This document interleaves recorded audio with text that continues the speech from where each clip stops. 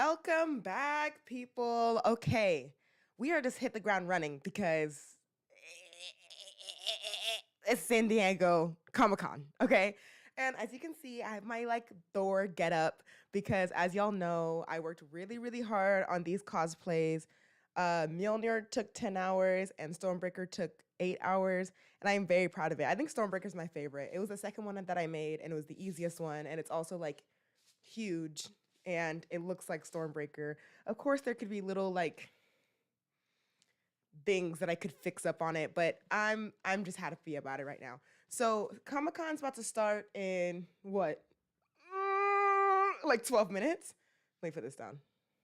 Stormbreaker can go right there. Very happy about it. Okay, so let's already just get into this. Let's look at what the people are saying. Let's go to here. No, not that one. Oh my god, that is the wrong one.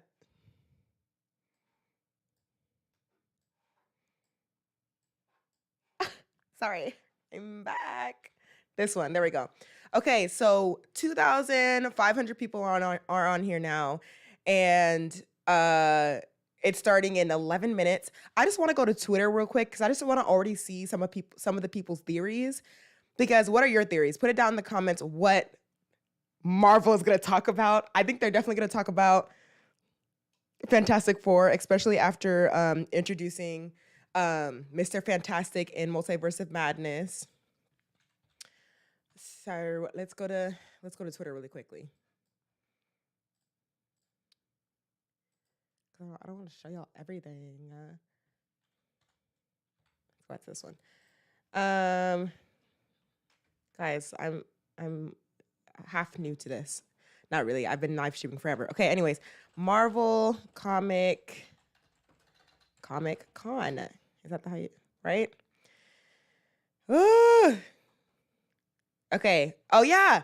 Yeah, they're gonna talk about Captain America 4. I totally forgot about that. Captain America statue has been spotted in San Diego Comic Con. Ooh, guys, what if Anthony Mackie's there? They do big people, right? Because I mean it's Comic Con. Let's go to I guess this one. Marvel Studios. What did y'all think of the new Thor movie, by the way? Would love to know your thoughts. I personally, guys, I liked it. I had a good time, okay? I know a lot of people were like, oh, well, it was too goofy, or what does this have to do with the MCU, the future of the MCU? Oh, this could have been, but objectively, I guess there's 2 points. There's 2 viewpoints. Objectively, I enjoyed the movie. Loved it. Wow, it was a funny time. Loved Valkyrie, loved Mighty Thor. But then I guess as a critic and logical, that scared me. They're starting. Oh my gosh, that scared me. Okay, back to what I'm saying. I guess logically, yes, there was a lot of plot holes, and they could have made a more sentimental and stronger story instead of just making fun of Thor and blah blah blah blah blah. But I liked it, so I wonder what y'all think of it. Comic-Con is starting soon. We have 9 minutes to look through stuff. Hold on. Let's go back to this. Ooh, what did y'all think of Miss Marvel? That is a thing that exists. My dad and I didn't love Miss Marvel, but hey, it's the highest rated Marvel project of all time. So hey, maybe it is amazing. Okay, this has nothing about Comic-Con. Maybe I need to not do Marvel. San D A. That's not how you spell San Diego. Hold on. I'm definitely not a tutor or anything. How do you spell San Diego? Hey, there it is. D-I-E. Okay. The cast and producers of The Rookie Feds discuss how the worlds collide, the Rookie franchise. No, that show is still going? Oh, wow. Hey, take your win.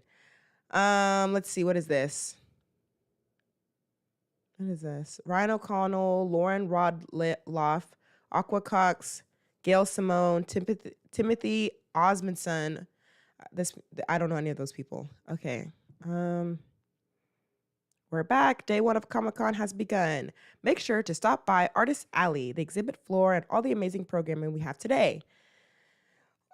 I need to know information. So yeah, they're not giving any information until the time. Ooh, now there's 8,000 people. Like, people are on this. People, this is not a game. It's not a game. Okay, this is not a game. Okay, this is Comic-Con.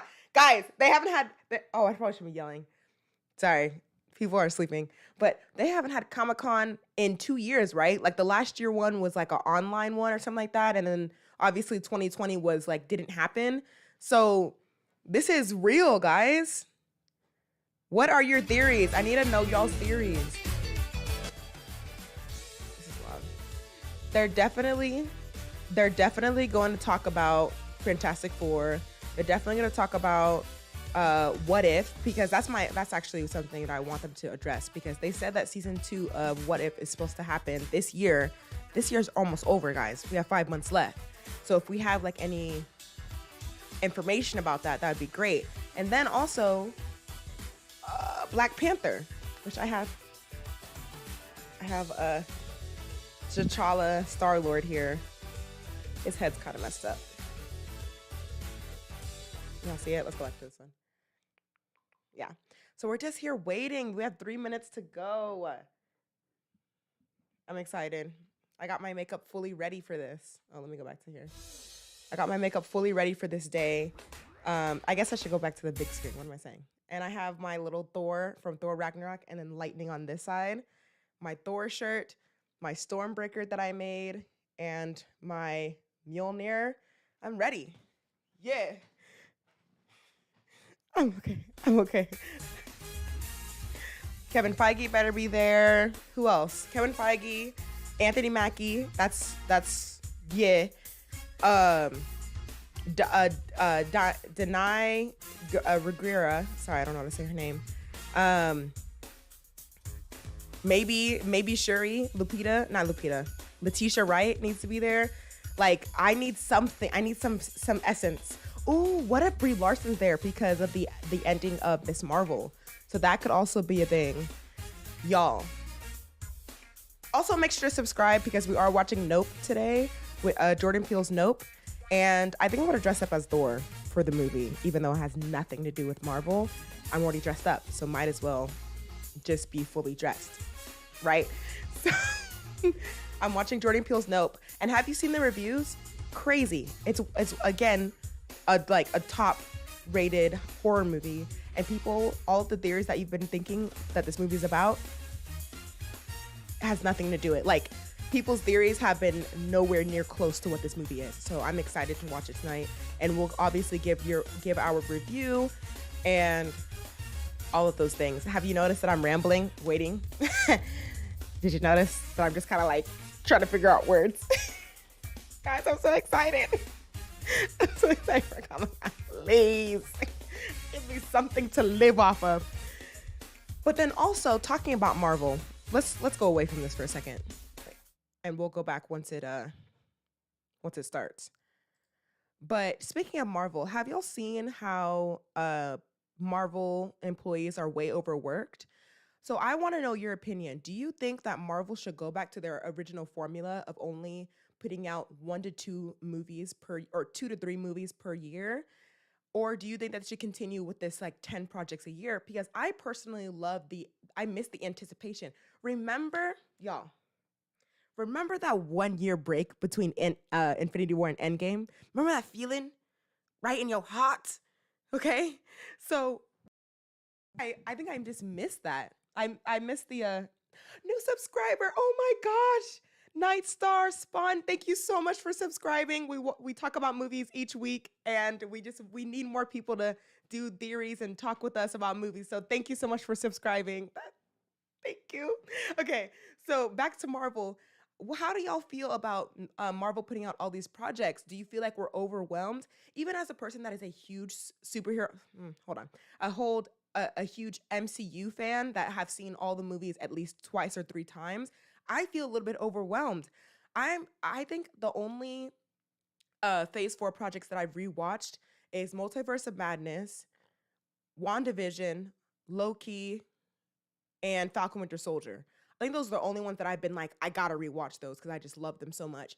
But like Miss Marvel, Hawkeye, Moon Knight. Moon Knight was good, but that's a one and done for me. What If was a one and done. Oh, Shang-Chi, I watched it again. That's already so many things that I've just said in the last year and year and a half. So I think I just missing Marvel. I don't know. Because Miss Marvel just ended. So now in August, we're getting She-Hulk, which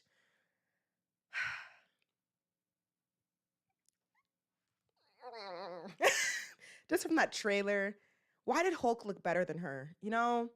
And why did her CGI not look as good as his does? And it makes me sad because it's just like a female Hulk. Like, yes, let's get it. But then she's like super skinny, but she's like strong, but like skinny. And she's as big as Natalie Portman in Love and Thunder. She should be bigger than that, right? It's fine. So whatever. Update. Let me update y'all. It's still, they still haven't started yet. So we'll see what happens. But I'm excited because there's so many things that they can talk about for San Diego Comic-Con. Back over here to Marvel. Let's see what else they're coming out with just this year.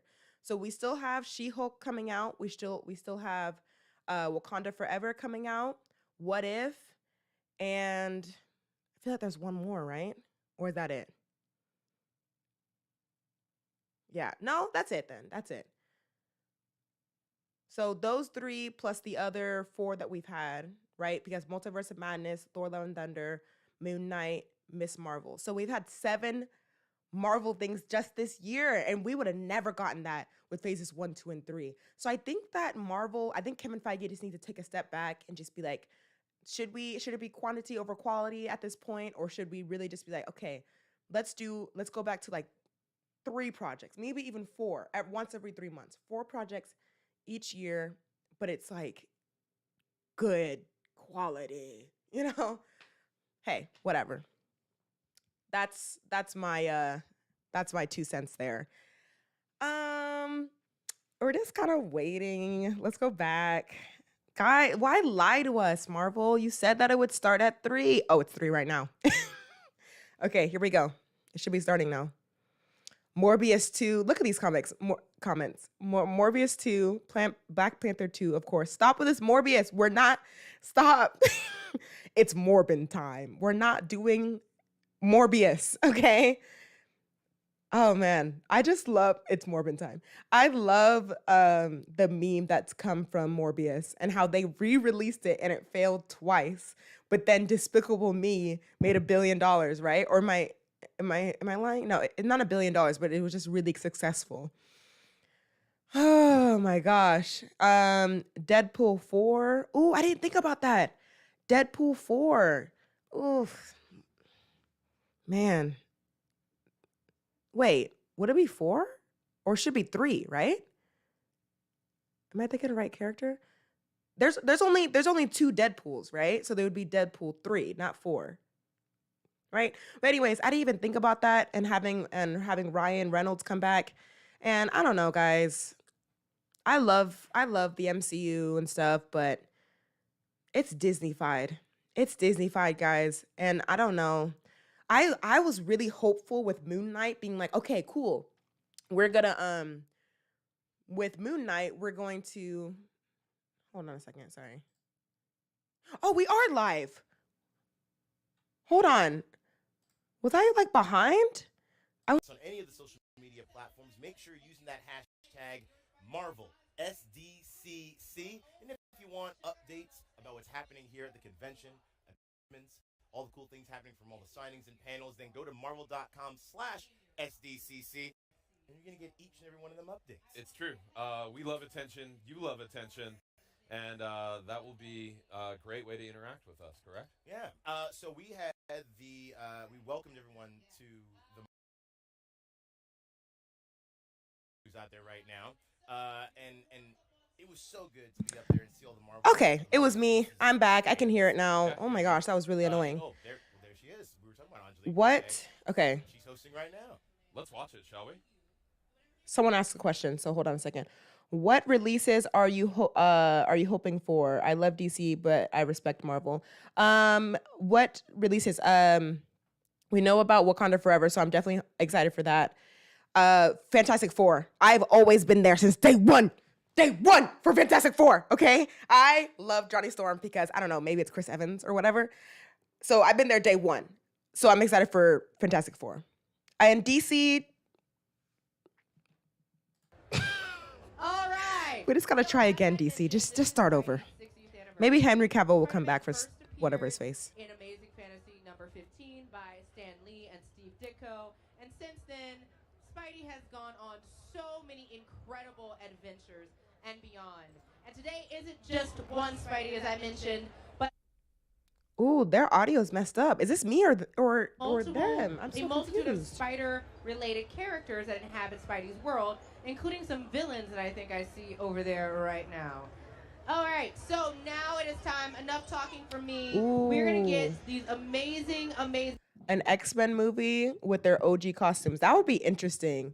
But they would have to do it right. Like, not CG. Like, I need a costume designer, the people that went to school for years and have been practicing for decades on how to make suits and how to make clothes. I need them to come into the studio and make fabric for the characters. I'm so tired. Moon Knight made me so disappointed with that CGI suit. I noticed it as soon as it morphed or whatever. Of course, it had to be CG because it was moving.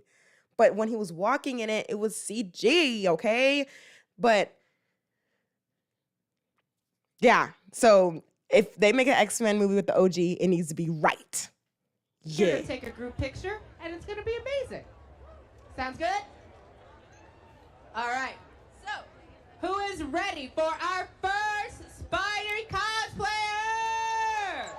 Oh, they're doing Spider-Man? Oh, I want to see some OG Spider-Man. I want to see Tobey Maguire. And I already I'm see ready one for right our there. first Spidey cosplayer. All right, please remember also for all our Spidey people, Guys, you I are was supposed to required be there. wear a mask. So if you do not have a mask on, please make sure that your I mask was is on. supposed to be there. Let me check. I Yep, need to your make the mask rest is of the on. suit. Come on over. All right, so Let me come back to this. I'm not even that big of a Thor fan, you know? Thor is not even my favorite male superhero. Is he in my top 5? Let's think. My number 1 is Bucky. Number 2 would be Loki, Captain America, Thor, Black Panther. So yeah, I guess he's in my top 5. I guess he is like number 4. But if I need to make a Bucky suit, I wish that I like made his arm or something like that. And then Loki, I would love to make like the horns. But hey, number 4. I just wanted to make something. I've always wanted to do like the cosplay thing. And I did it. Oh, hey. Okay, Miss And who do we have Spider-Gwen. My name's Riley. And Riley, why did you choose this particular cosplay? So I've always loved Spider-Gwen, but I didn't want to do just like regular Spider-Gwen. That so looks we have a good. little bit of this Venom-looking design on here instead. Very, very awesome. Are you ready for your Spidey pose moment? Okay, she needs to go full out. Let's I need do to it. see it all out. And strike a pose. And strike a pose. 5 out of 10. And 2 give out us of 10. One more pose. Okay. She gave us Spidey. 7 out of 10. Very nice. The Thank shoes you are out. so much. She should have did black shoes. I'm not okay. All right, let's bring I'm not gonna up be sugarcoat. our This is next real life. Spidey person. You're gonna come I'm a right real over judge here here. to me to the X, which my awesome stage director Okay, has reminded me okay. they put here for Miles. me. All right, and who do we have here? Bella. And Della, why did you choose Mr. Morales? He's my favorite Cool. Spider-Man. He's cool. And I feel I relate to him the most. I why haven't is finished your the favorite? I haven't finished the video game. So I respect your answer. It's a very succinct answer. All right, are you ready for your Spidey moment? okay. Yes. Let's give All right, a let's rating get out of it. 10. Right there on the X. Give me your first pose. Yes, for the 3 hero out of 10. pose. Mm. Pose number 2. Okay, I like Yes, this my ready favorite for pose. Okay, action, and 9 out of pose 10. Number 3. Okay, a 9 out of 10 as well. I like Thank you the so perching. much. Make sure pose. all of our cosplayers, please don't leave. We're keeping you here. And thank y'all for Guys, look at this. They have and the people, they have Eternals here. I really love that. And then Captain Marvel, Captain America, Kate Bishop, and Loki. No acrobatics. I appreciate it keeping your mask Just throw it on. away. Just We are leave. ready for our next Spidey person. Okay, Yes, give it a round of I have a applause, question y'all. before this next person. I have a question, guys. When are they going to bring out the real people? I mean, sorry. When are they going to bring out like the celebrities and stuff? When are the panels? Let me know. Let me know. And who do we have here? I'm Nadia. Hi, Nadia. And why did you pick this particular Spidey person? I love Mary Jane Watson, and there is a version of Mary Jane as Spider-Man. Oh, that's cool. I didn't know that. I love this. All right, so you ready for your Spidey moment? Let's do it right there on the X. Give me a pose 1. Give us something. Okay, she broke her Pose back. 2. Yeah, that's a 10. Okay, Pose a number 7, 3. a 2. I love that. Was very The like first one Mary was Jane good. Watson fashion model, and I'm here for it. Look, Mary Jane is a multitude of things. She's not just one. All right, bring up. And Gwen Stacy's my favorite. So That for the is people that are on awesome. here, Also, I thank you wish so we had a much drum set for so you being could on show here. us Don't all forget your to dope, subscribe. skills. Some of this.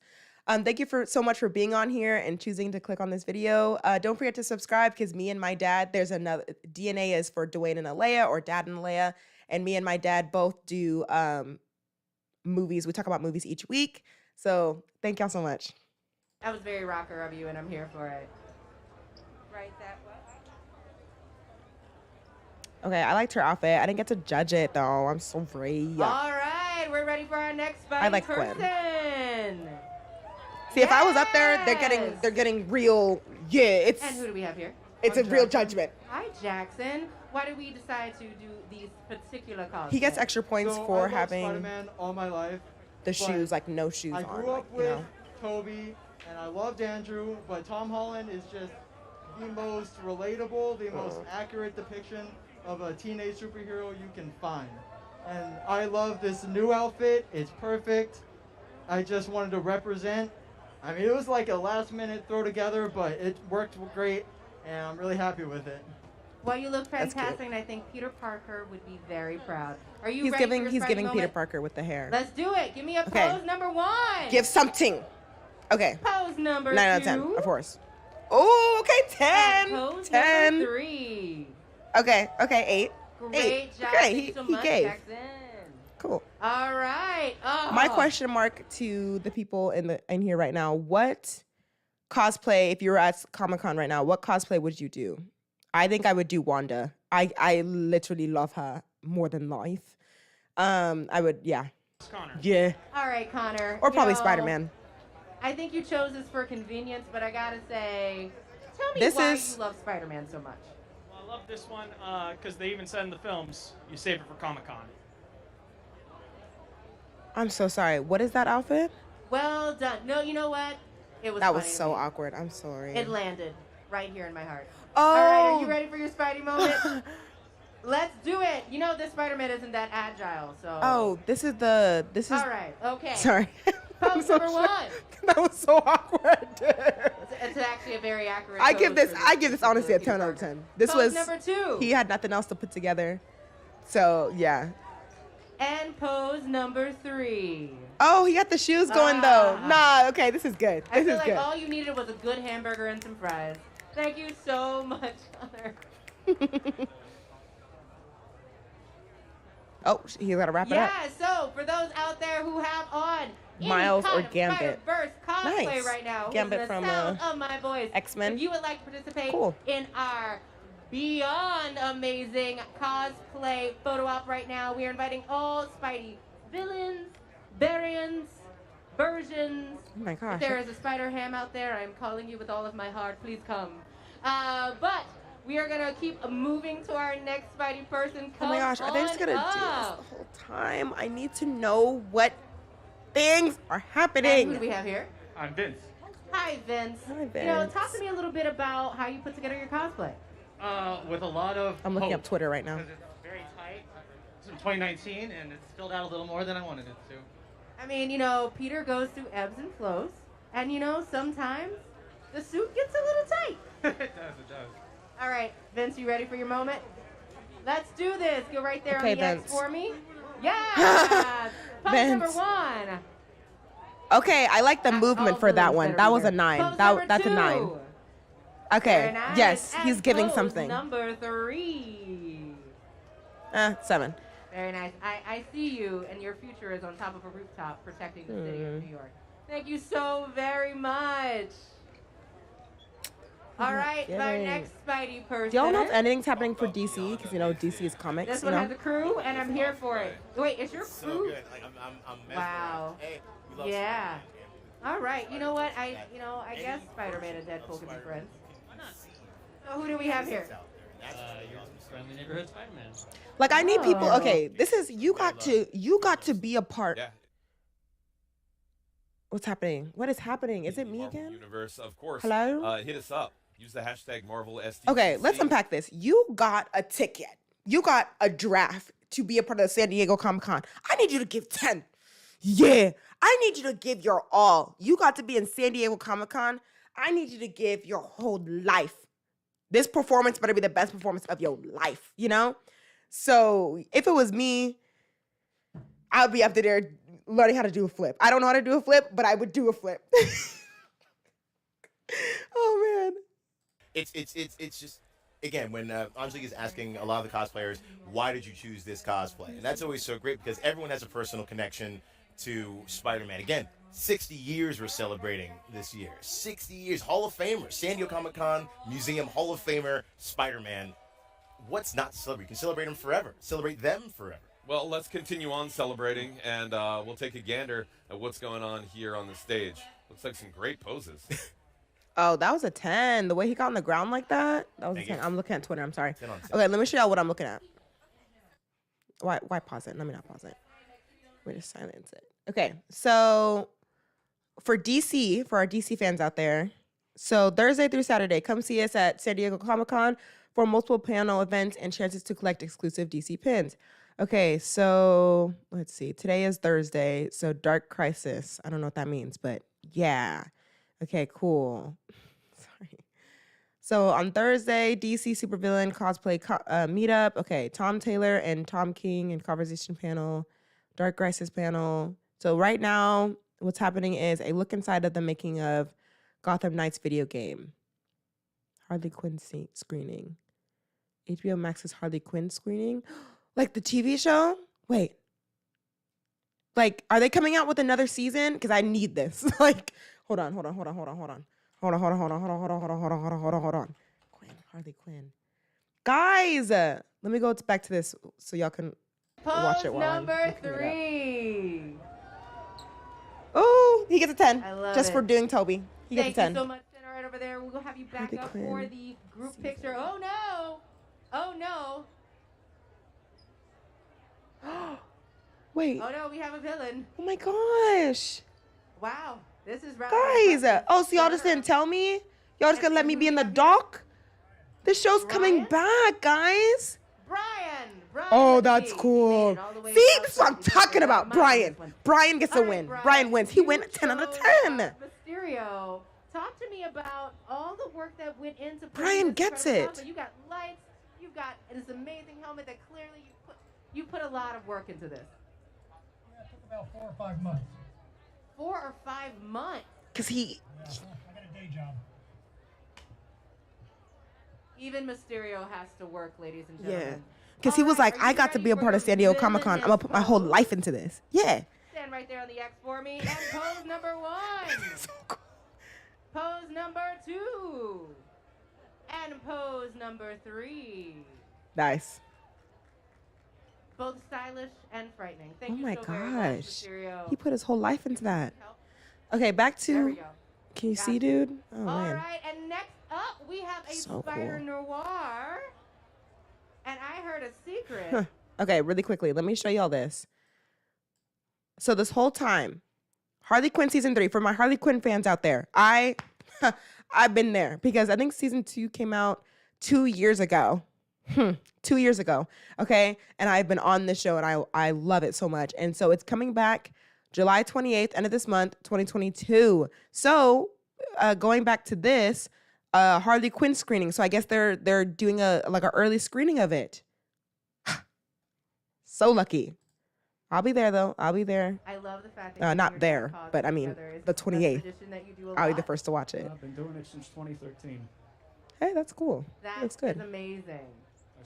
Since I was 13, since like 2009, give or take. Oh, okay. So this is your favorite Spider-Man? That's right.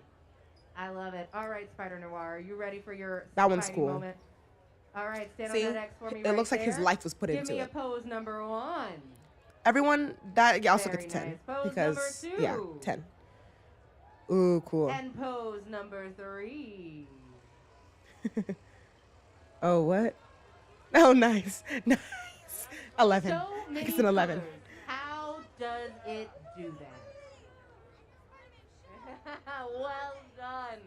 All right, are we ready for our This is ready so for our next awkward, Spidey but person? like Come we're on all up. nerds, you know? So once you We'll put grab all that nerds right into over one there. room, it's Awesome. just, And you know, who do we have here? yeah. John? I'm so Hi, free. John. Talk to us Jonathan, about why you decided you already to get a 5 cosplay for not having a Spider-Man mask. today. Not having a mask. I cosplayed the last 4 years, well, that we've been here as Spider-Man. So your poses better give. With the reprise of Toby, I'm gonna go to Twitter real quick again. the fact that Toby and I aged together, I was like, this is a choice. I love it. Also, age is nothing but a number. So you did I'm so glad you came here, and I'm so glad that you've been doing Spider-Man for a while. Why does Spider-Man mean so much to you? Gosh. Warner Brothers theatrical panel. That's Saturday. Oh, there's so much happening. I'll be here every day, guys, to talk about it. As a scientist, I just always look Hold on up a to second. how Spider-Man handles things. I love it. Are you ready for your Spidey moment? All right, you're going to stand on that X for me right there. You're going to give me a pose number 1. You need to give. Your poses need to give. And a pose number 2. Okay, I like that pose. That's like my favorite one. Yeah. That's a throwback. And I'll But it take is a Toby pose suit, so it goes number up 2 points again. 3. So I give it an overall Don't 7. throw your back out. All right. We have a couple more DC. Spidey folks coming up for this, but everybody who is just joining us, we are in the middle of our Beyond Amazing Spider-Man cosplay photo opportunity, and we are inviting every single person that is cosplayed as So a DC's not Spider-Person live? within the Spider Universe. Question for the people in this live right now. Is DC not live? Is DC not going live for Comic-Con? No? Oh no, what'd I do? Oh no. What? Oh, did it just end? I'm so confused. What just happened? Guys, what? What just happened? What did I do? Did it just end? Wait, what just happened? Guys.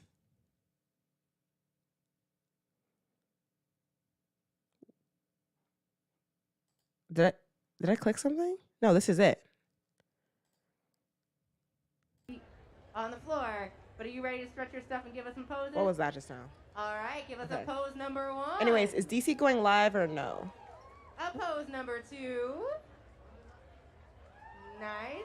What did I And just do? pose Okay. number 3. Awesome. We'll see you back up here for the group picture in just a couple moments. All right. Oh, and I'm ready for our next spider person. We've got another Miles Morales, including daisies. Oh, sunflowers. Aww. I say daisies. I got distracted and she gave me sunflowers.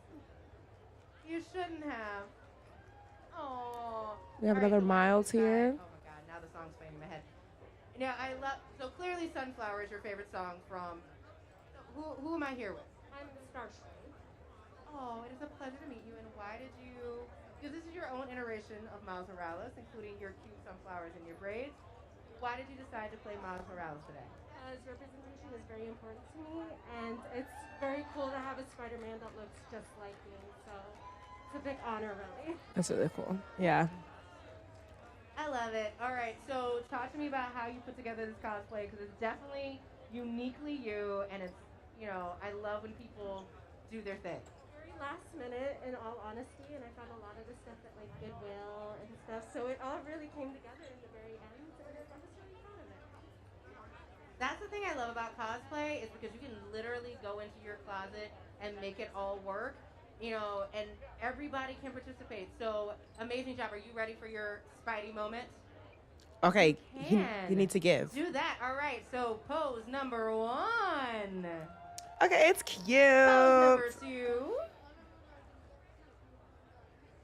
2. Very mild. Pose number 3.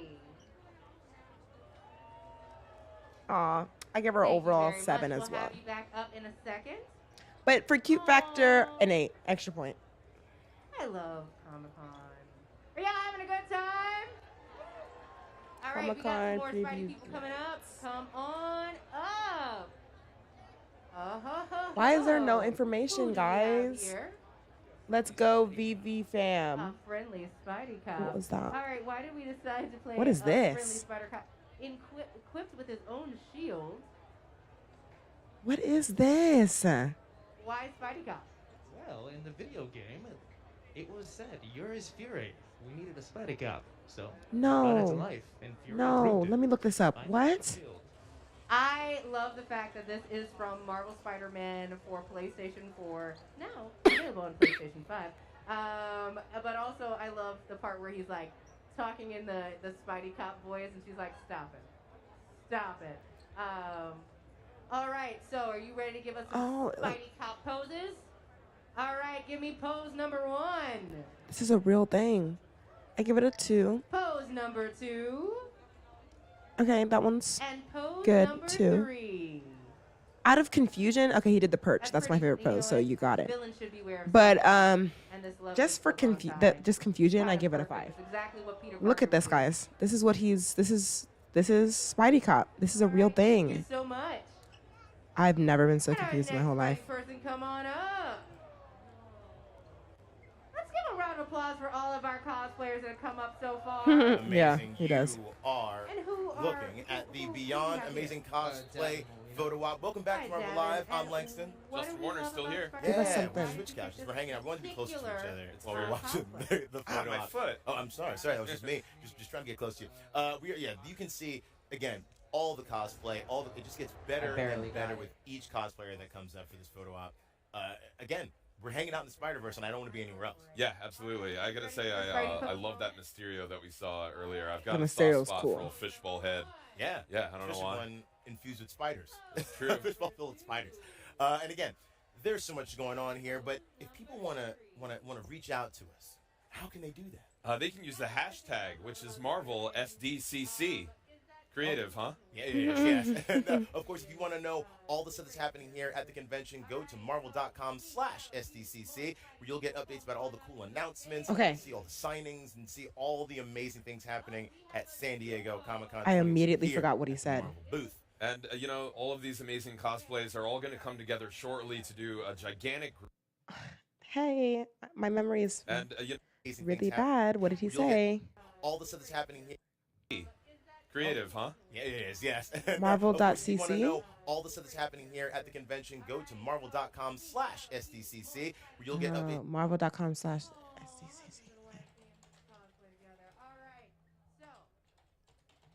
Okay, guys. I'm going to give y'all all the information here. Well, we always love representation with mixed race couples, so we decided to do that. Aww. And I've been doing spiders for a long time, so. Bring up two. This was an. That is so cute. Okay, so anyways, okay, let's see, guys. We need the information. We need to know what's happening. Marvel Live at Comic-Con. Marvel returns to San Diego with daily live stream coverage direct from the Marvel booth. Get breaking news, tour the convention floor, learn about some of your favorite Marvel characters, and don't miss a beat. Direct from Marvel stage at SDCC. Okay. This is not giving information. I feel lied to at the moment. I feel lied to. Oh, schedule. My eyes are like messed up right now. Marvel event unveils 2022 San Diego Comic-Con panel lineup. Okay, wait, guys, hold on. Let's make this bigger for people that have bad eyesight. Me. Marvel Entertainment returns to San Diego. Okay, blah blah blah blah blah blah blah blah blah blah blah. Okay. Blah, blah, blah, blah. So this is from 3 to 4, That's Friday, though. What's happening today? Today's Thursday.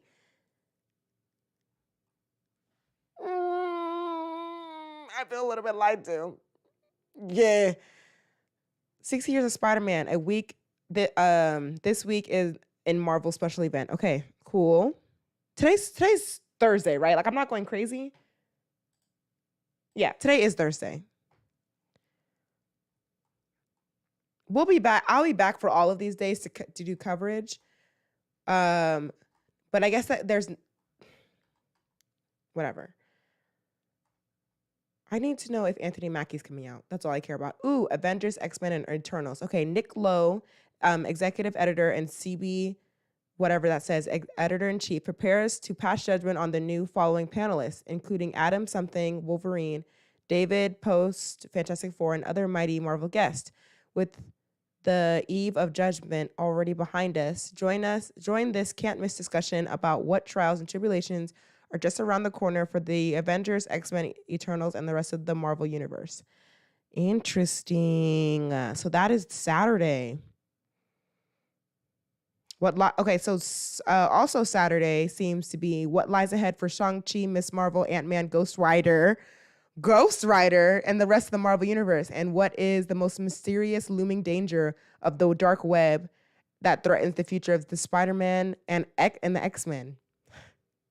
All right. Okay. Okay. That was a lot to take in. Women of Marvel is Sunday. The Women of Marvel are here. Writers and podcast host. I'm a podcast host too. Angelique Roche will lead a lively discussion with Marvel stars, including senior editor Lauren Bismon, author Nick Stone, Shuri, a Black Panther novel, and other mighty Marvel guests. What is it like for women working in the industry today? Okay, that has nothing to do with no, it does have a lot to do with Marvel, but I mean, I wonder, the women of Marvel, what movies are coming out, the Marvels movie. I would love for them to talk about that on Sunday if it's talking about, the women of Marvel, So hopefully that comes up, but that's interesting. So I'm definitely going to be here Saturday because that's some big news there. Oh, Illuminati here. I hear something about the Illuminati. We'll see, guys. We'll see what happens. Oh, look at our spider people that I all judged. I'm giving the number one spot. Thank you so very. The number one spot definitely goes to Mysterio. Yeah, number one is Mysterio. Number two is Spider Noir. Number three goes to, I don't know, a Miles. What is happening here? That is really loud.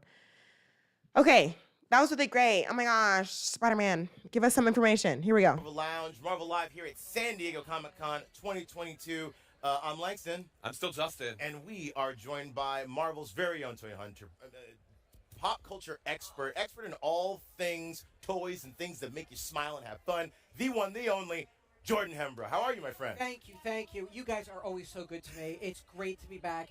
San Diego Comic-Con, we're back after what, 2-3 long years? Feels like 30, but it's good to be back. Right. It also feels like yesterday. It also feels like it's been 3 hours. That's crazy. It's the vibe and the energy is still. We eating on Saturday. At Comic-Con. It's almost Ghost Rider. That's what I'm saying. We kind of went crazy. away a little bit and we did our own things. We're all back, and the vibe and the energy is like we never left, and that truly is what Comic-Con is to me. I love this. I love being here. We love Me too. I mean, I wish. Which, aside from the obvious energy and excellence that is happening all around us, what's bringing you out at SDCC this year? So actually, I'm very, very lucky. I'm back with my Marvel family, and I do call them my family because I do love them so much. We actually partnered with Marvel and Whatnot Collectibles and Whatnot Comics. We cultivated a giant display, and I'll tell you, if you guys are here on the show floor, you've got to take a look at it. It's a display of Spider-Man Marvel goodness from the past 80 years. Everything going back from the 1960s all the way to the 1980s. I would love to see that. Toys, comics, original artwork, just incredible stuff that you all have to check out. All, brought to you from the courtesy of Whatnot and Marvel. Beautiful, beautiful stuff. Oh, speaking of beautiful, we just saw some beautiful Spider-Man cosplay on stage. and we're celebrating Spider-Man's 60th. 60 years. So 60 in your history, years. all things toys. This is going to be very, very difficult. What is your favorite Spider-Man toy that you've ever... your favorite Spider-Man? Put me on the... I know. They do this all the time to me. They do this. Okay, well, here's the thing. We're actually in luck because we talk about why we're here. I just told all you guys why we're here for San Diego. One of my favorite Spider-Man toys is actually at the show. No, what is it? You can actually go to the Marvel booth and see it right now.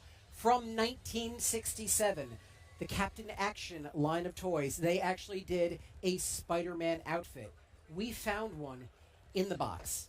Now, you guys might go, Jordan, it's rare, it's old, but let me tell you something, okay? This is one of only 4 known in the world. Wow. 4. What? 1967. They call it the Spider-Man Captain Action outfit. Is only this it? available here in the Marvel booth. Whatnot is going to be doing something very, very special with it on Is this Sunday. it for real? This is it, You guys all 1966. got to come back and check it out. I don't want to give it away, but it is truly something to behold. So this was some other action figure that you could then dress as Spider-Man? Captain Action was a line of Yep, that's action it. toys in the Wow. 1960s that you were able to dress him. He was a man of mystery. He was an international spy. You can dress him in all these different outfits. And they had 2 outfits by Marvel. One was Captain America, and one was Spider-Man. Spider-Man was short-packed, 1 per case, extremely, extremely rare. on. He came with an outfit. He came with all these really, really cool accessories and a very collectible ring. I gotta this see the was Captain America one. 1960s. Kids opened the toys, they threw them out, they played with them. The packaging never really saw the light of day. We found one in the box. Wow. That's truly incredible. And I got to tell you something. There's the Captain It is America Oh one. my God, it's so old. I've been doing this now. I was 16 years There's the old. Spider-Man I've been doing one. this for almost 40 years. It's only the first one I've ever seen. First one I've ever seen in my life. Held it in my hands. I was shaking. Yeah, what does that feel like? Yeah. You know what? It's so funny because it's nice to know that after doing it for so long and after seeing hundreds and hundreds and thousands of toys, I still get excited. It still gets your pulse racing, your heart starts beating, and you're like, oh, I can't believe I found it. Truly, truly one of the the bucket list moments in my career, and I love it. And I love that it was all part of Marvel and San Diego Comic-Con, my favorite. Dream come true. It is. Listen, now, you talk about your 40 years of experience. So, throughout your years of experience, seeing toys evolve. Yeah. Right? Seeing toys go from kind of like a simple articulation to now however many hundreds of points of articulation. Yeah. What has it been like seeing toys grow in popularity and complexity over the years? It's an interesting evolution. In my mind, it's almost like a double-edged sword. Okay, we have evolved the toys in such a state that they can pretty much do anything we want. They can do any kind of pose. They're very, very mechanical right now. We're getting into the digital age where now people are incorporating NFTs and the non-fungible tokens into the toy lines as well. It's really incredible to see the designers and the engineers finally be able to achieve what they want. That being said, I do miss the simplicity of a simpler line. I do miss the simple articulation, the 5 points of articulation. But you know what? Time marches on. Oh my gosh. And with that, the evolution He's of so toys right. marches on. And we're all going to become dinosaurs. Some of these toys nowadays, like every little joint moves, and I'm like, how do you even? I can't even pose this right, and sometimes it even stand because there's so many moving Adamant, parts. we all did when we were kids too, because I know we're all a bunch of toy guys as well. Yeah, it's Which is totally fun. true. Before, when we were just hanging out before we were live, we were talking about the old Toy Biz line. Yeah. And I got to say, speaking of Spider-Man, one of my favorite toys of all time was, for some reason, the Spider Dragster. Yeah. And we had talked about that it shot this spinning disc Spider and you could like Dragster? overclock it, basically, like do some damage with it. I also forgot that it had a grappling hook in the front. It did. And it was a very satisfying motion. Yeah, it was great. That was a really fun time with Marvel and Toy Biz. Because I It believe does have at a the grappling time, hook. Look at I this. believe Toy Biz owned Marvel, or Marvel owned Toy Biz at one point. It was very interesting because they made the Punisher van, which was fantastic. And you're like, oh, Punisher, drove a van. It was awesome. But then they did the Spider-Man Dragster. So, like, for a bunch of kids on the, walking down the toy aisle, they're like, oh, man, Spider-Man has a dragster? This is freaking cool. Sick, yeah. I love it. He's racing for pink slips down on the boulevard. It was an awesome toy. They got creative. They gave him a little bit of creative license. Really fun stuff. And that's really what I miss about toys, just having a lot of fun with them. I love it. I have one more question, and it's on behalf of I was both gonna of us. ask I want to ask him everything. Yeah. Please. I can come back. I'm here all week. Don't worry. Tell our significant others the justification for still being obsessed with toys. Yeah. Okay. So you know what it is, and I'll say this really quick. I'll wrap it up. You know, this truly is a connection to our childhood. This truly is a connection to something we loved in a simpler time. And in a crazy world with everything going on, I think we all need that. So it is a little bit of mental health break. Enjoy the toys. Let your significant other buy the toys. Enjoy it with them. Enjoy the toys. That's right. Thank you so much, Rev, for joining us. Thanks, always guys. A pleasure to I see you. appreciate Always it. a pleasure to talk to you and pick that. The toys are amazing such like are brain of so yours. important. You're too kind. That's We why I are have my gonna Funko so Pops. much more here from Marvel Live, and Just want to say thank you again for being on here. If you have been on here for a while or you just got on here, me and my dad talk about movies, and I'm starting to do like cosplay stuff myself. Ooh, a question before I even finish my thank you. Hold on, guys. Which alien proved worthy to lift Thor's hammer? Oh, wait, what? Oh, I don't know. I was gonna say, what's his face? What? Yondu, I guess? I was gonna say, Vision. I guess Vision's not an alien. I don't know who this is. So I should have just went with this one because I don't know who this is. So Beta Ray Bill. Interesting. What organization did Emma Frost belong to before the X-Men? I don't know either. Okay, y'all have to answer these. But anyways, thank you for being on here. If you just got on here or are been on here for a while, make sure to subscribe if you love movies, if you love Marvel or DC, because we talk about it each week. This week we're talking about Jordan Peele's Nope. We're seeing it actually after my live stream, and we usually are doing our live streams on Sundays around 4:30 p.m. and we would love for y'all to come on to talk about movies. We'll also be talking about movie news with Loki and I don't know, Ezra Miller, maybe all this stuff. But yeah, thank y'all for being on here. Okay, this next question. Who debuted in Amazing Spider-Man #1? Spider-Man. Kamala Khan. Oh, 2014? Oh, come on. Oh, then I don't know. Miles Morales. Why would it be Kamala Khan? She's Miss Marvel. I'm dumb. Miles Morales? Oh, Cindy Moon. You know what? I did know that answer. Silk. I remember that. Okay. What is the maximum distance Daredevil can track someone by smell? Bro, what? 20 feet? 50 feet is what I said. 50 feet? It can't be 100 feet. That's so far. No, I'm going to stick with my answer. C, 50 feet. Please, let me get one right. Yes. Okay, yes. Okay, who's Norrin Rad? It's not the Human Torch. It's not the Silver Surfer. Oh, wait. I've heard of this name, so maybe it's D. Okay, I'm going with D, the Silver Surfer. I can't be the Watcher. Please. Please. Yes. Okay. Oh my gosh. Okay, what squirrel gets, what is Squirrel Girl's secret weapon given to her by Deadpool? No, not that, obviously. Chimichanga. That'd be so funny. Squirrel Girl. What even is a chimichanga? A pack of cards. That'd actually be really cool. Like drawing the pack of cards. Oh, it is a pack of cards. And it is cool because it's like, you can like slice you or whatever. Okay, whose art first appeared in Journey into Mystery number 33 on December 27th, 1955? Jack Kirby.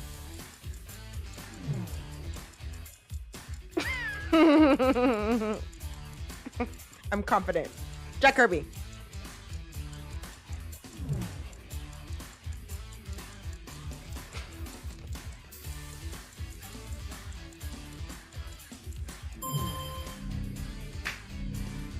It was Steve Ditko.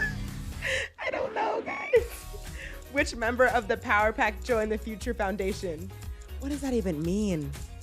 Okay, let me defend myself really quickly because I don't know the answer to this. I'm just gonna go with Jack Power. I meant Katie Power. I'm just gonna kind of defend myself here. I'm an MCU fan. Okay, I always tell people I'm not gonna lie to y'all. I haven't really read the comics. I haven't read any comics. I am MCU. I know everything about MCU. Please, I meant Alex Power. That's what I said. I said Alex. Okay. Which country is Wolverine from? Canada. Yeah. I'm doubting myself a little bit. No, Canada. Final answer. $1 million on the table.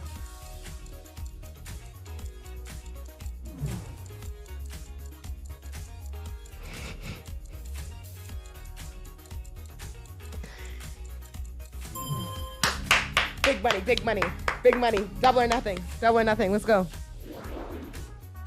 Oh, that's it? Oh. I got the last one right, so technically I got all of them right. Back to Marvel Live.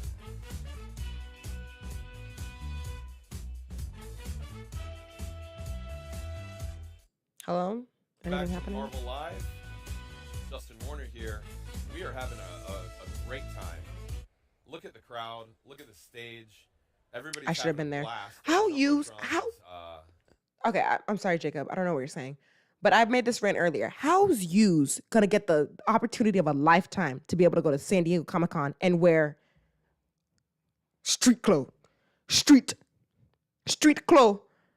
I feel like it should be a requirement for you to dress up. And like the minimum is a suit, is like a latex suit. Or whatever, like the, Party City suits is like, wait, hold on. What is happening here? The cosplay, Marvel Comic-Con signing with, okay, whatever. But I'm saying, you see what I'm saying? The minimum should be the cloth suit, but then it should be up from there. You don't get to wear jeans. Sorry. Hi, I'm back. I just had to rant. The making of Marvel's Spider-Man Beyond Amazing, the exhibition, which we've talked about a little. But sounds super exciting. And then at 8:50 Eastern or 5:50 Pacific, we've got trivia time with Marvel Insider. And I'm super excited about all that. We've got a hashtag, my friends, if you want to reach out to us. But I'll get to that in just a second. Marvel at 9 o'clock. Okay, so today's like the introduction. I totally understand that. I'm going to be on here until 6 because at 6:30 or until my camera gives out. But at 6:30, I am watching Jordan Peele's Nope. So I got to leave out of here at 6. But I just love being on here anyways. So Marvel.com/SDCC, where at least for the duration of the con, you can see all of the fun stuff that we've got going on. Pretty excited about it. Having a great time. Hanging out by myself in the lounge, but I'm not alone because we have tons of friends here. And we've got some merch we're going to talk about shortly.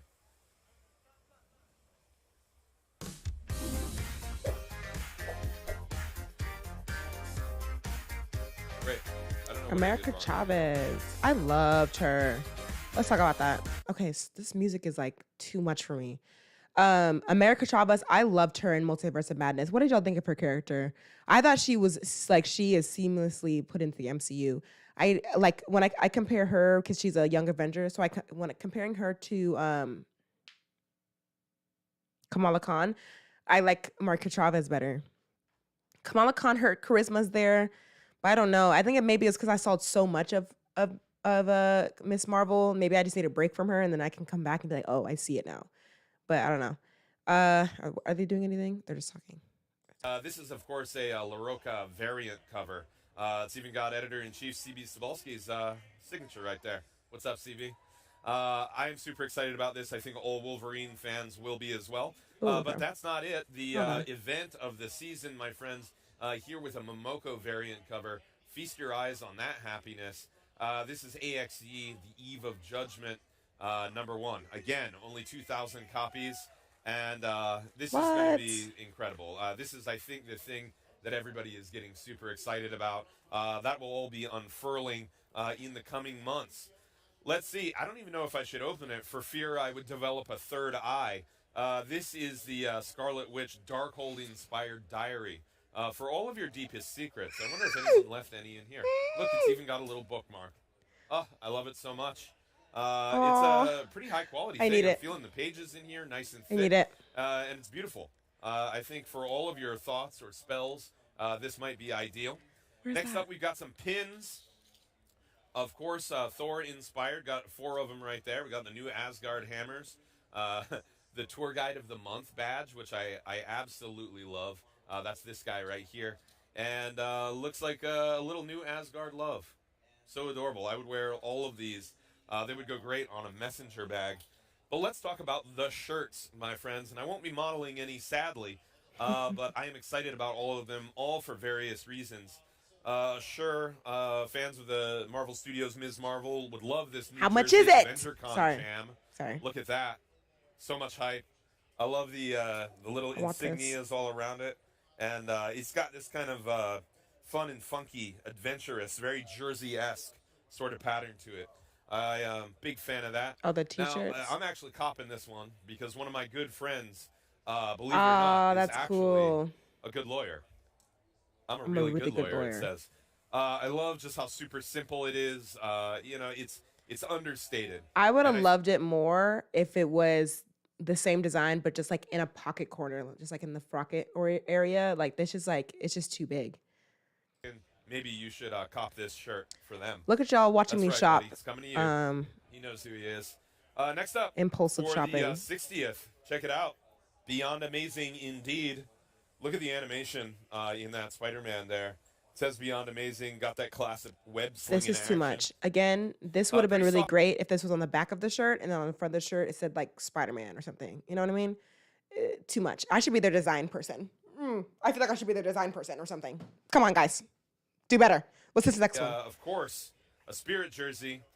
You saw my colleague Angelique Rocher modeling this on Oh, is that the stage. back? I think that is the check back. this out, the Right? new Asgard Kings. No, that's the Super front. fan of that. And then if you're a Valkyrie fan, my friend, you got to let them know. Valkyrie. Oh my gosh, where number can I one. buy this? Too Guys. good, right? Super comfortable fabric. I can see myself lounging in that all winter long. And then, of course, Wait, the Mighty Thor. again, doing too much. Beautiful, sort of almost But I like am 70s wearing inspired. something I'm like getting that. some real vinyl and disco sort of vibes from that. And I think it's just great. I think anyone could rock this. And the great thing about having all of those colors is you're almost guaranteed to coordinate no matter what you're doing. And a lot of detail on there. You can even see the little shatter of Mjolnir there. Pretty exciting stuff. And I gotta love the coy grin of Mighty Thor there. Super fun. Where's Thor? And then Oh, we got one right here. more, and I gotta say, I'm a huge fan already. My friends, the newest prehistoric edition, That's cute. Spider Rex. I get that for Whip like a out kid of or those something. tiny little T-Rex arms. Okay. Oh, what could be better? So I think for the Spider-Man and for the dinosaur fan, this is perfect. And we all You love can't buy any of these? the new iterations in the Spider-Verse, and I gotta say, this one's probably going home with yours truly as well. I want the those teeny Valkyrie tiny one. arms. My friends, you can get any of these shirts at the Marvel merch booth, which is right over that Oh. direction. And we are going to take a look at the Ram V Oh, signing God. that's happening Oh, right God. now. You have to be there in person to get it or whatever. With another character, someone that is out there that's like Carnage. Let's hang out. Maybe not so bad. What kind of character would you like to see team up with Carnage? I mean, I would be giving away spoilers if I did it. So Who is everybody this? look out for the Carnage in Hell meeting Hela arc. Ooh, okay. We like secrets here. We like secrets, but we What? don't spill secrets. Awesome.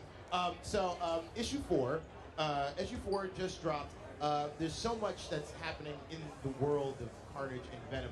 Before we open up the signing to all of our wonderful fans, what is something that you want fans to get them excited? What do you want them to know about your work? And Who is this, work guys? Help to me. Get them excited about Venom and Carnage. Yeah, I played the long game. If you didn't figure it out from my symbiote preferences, so everything matters. Everything is important. Every little piece of story will come back to bite you in the end. So keep track of it. Oh, he's like a and, writer. There's a 20, 30 issue arc planned. So I will see you at the other side. We shall. I'm not going to waste any more time. Please, ladies and gentlemen, please line up and give it up. And All right, welcome cool. to the sign-in with Mr. Ram V. Ram V. Let me look him up. Ram V or Ram V?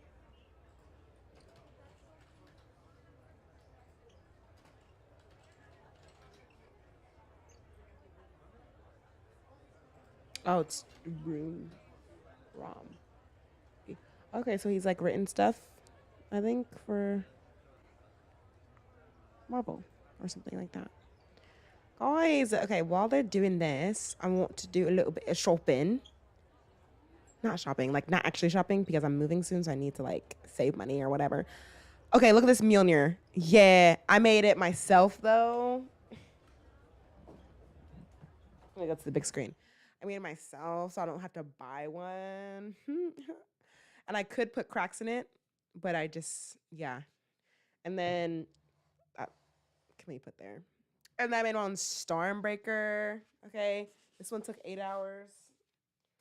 The Mjolnir took 10 hours, even though it's smaller.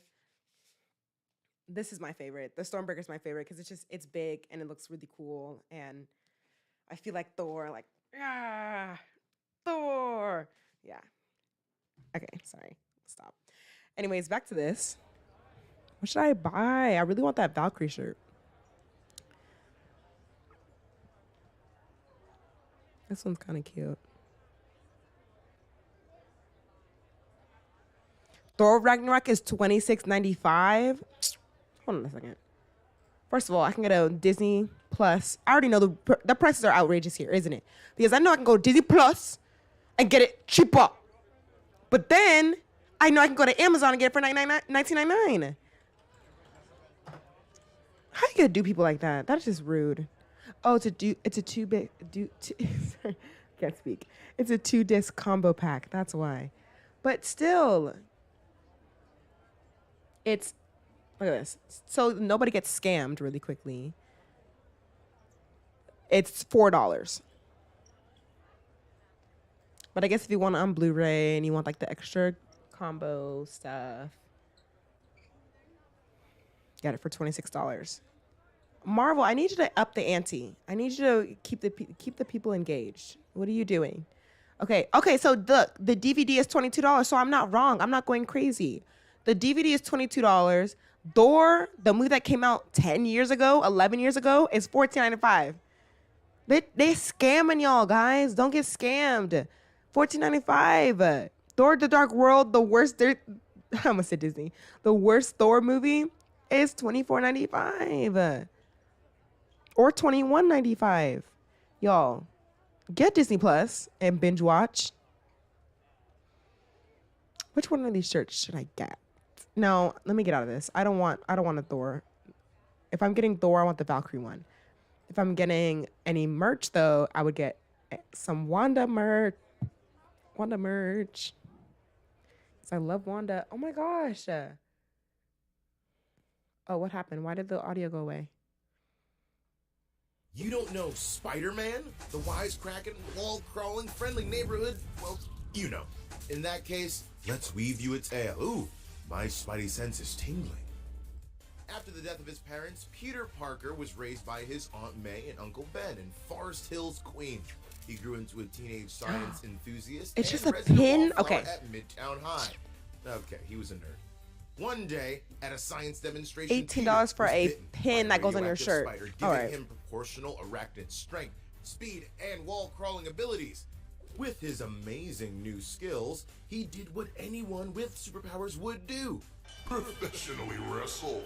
He created a Spider-Man costume complete with web shooters for the full effect. However, Peter, enjoying his newfound fame, ignored a robber escaping backstage. Unfortunately, that same criminal would end up killing his Uncle Ben. Peter vowed to change his ways, remembering his uncle's final words. With great power, there must also come great responsibility. Peter got into the swing. If you don't know Spider-Man, you lived under a rock.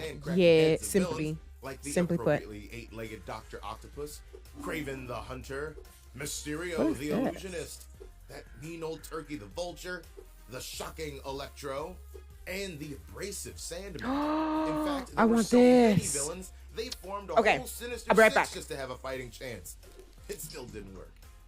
While Spider-Man was saving the day, Peter Parker's confidence and swagger greatly improved. He dated the police captain's daughter, Gwen Stacy, and got to know the most fun girl at any party, Mary Jane Watson. Face it, Tiger, you just hit the jackpot. But Peter Parker still had his own troubles. He got bullied by jerks like Flash Thompson and had to hide his after-school activities from everyone, including his sweetheart. Never mind. May. I forgot that I She packed was it away having already. trouble just trying to make ends meet. 'Cause I'm so moving. to help out, Peter got a job at the Daily Bugle Let selling me pictures let me of mute this because y'all are not incompetent. Y'all know Spider-Man. I'm moving soon. Them Disney pin prizes. Thank you, Jim. Thank you for making sure that I'm not going crazy. Because why is it a pin that goes in your shirt and it's $18? Let's unpack that. Vultures. Okay, let's go back to this really quick. I wanted to show y'all something, but I can't show it to you because I already put it in a box because I'm moving soon, like I just said. But this, where did it go? I just saw it. Oh, this. I have one of these. I want this. Yeah. This is definitely like add to wish list or whatever. Yeah. Okay, so I have this, but for Spider-Man, was it No Way Home? No, it was Far From Home.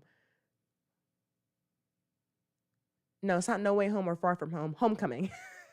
For Spider-Man Homecoming, I have like this full, all the characters inside of it. And I got it while I was in New York. I was on a trip to New York and it was the Disney store and I got 2 of them. I got one for Homecoming, like I just said. And then I got one for Star Wars Episode 9, I think. Yeah, so that was cool. So I definitely, added to cart. Not going to buy it because I don't want y'all taking my information. I see y'all. Y'all are on my live stream just like waiting for my demise.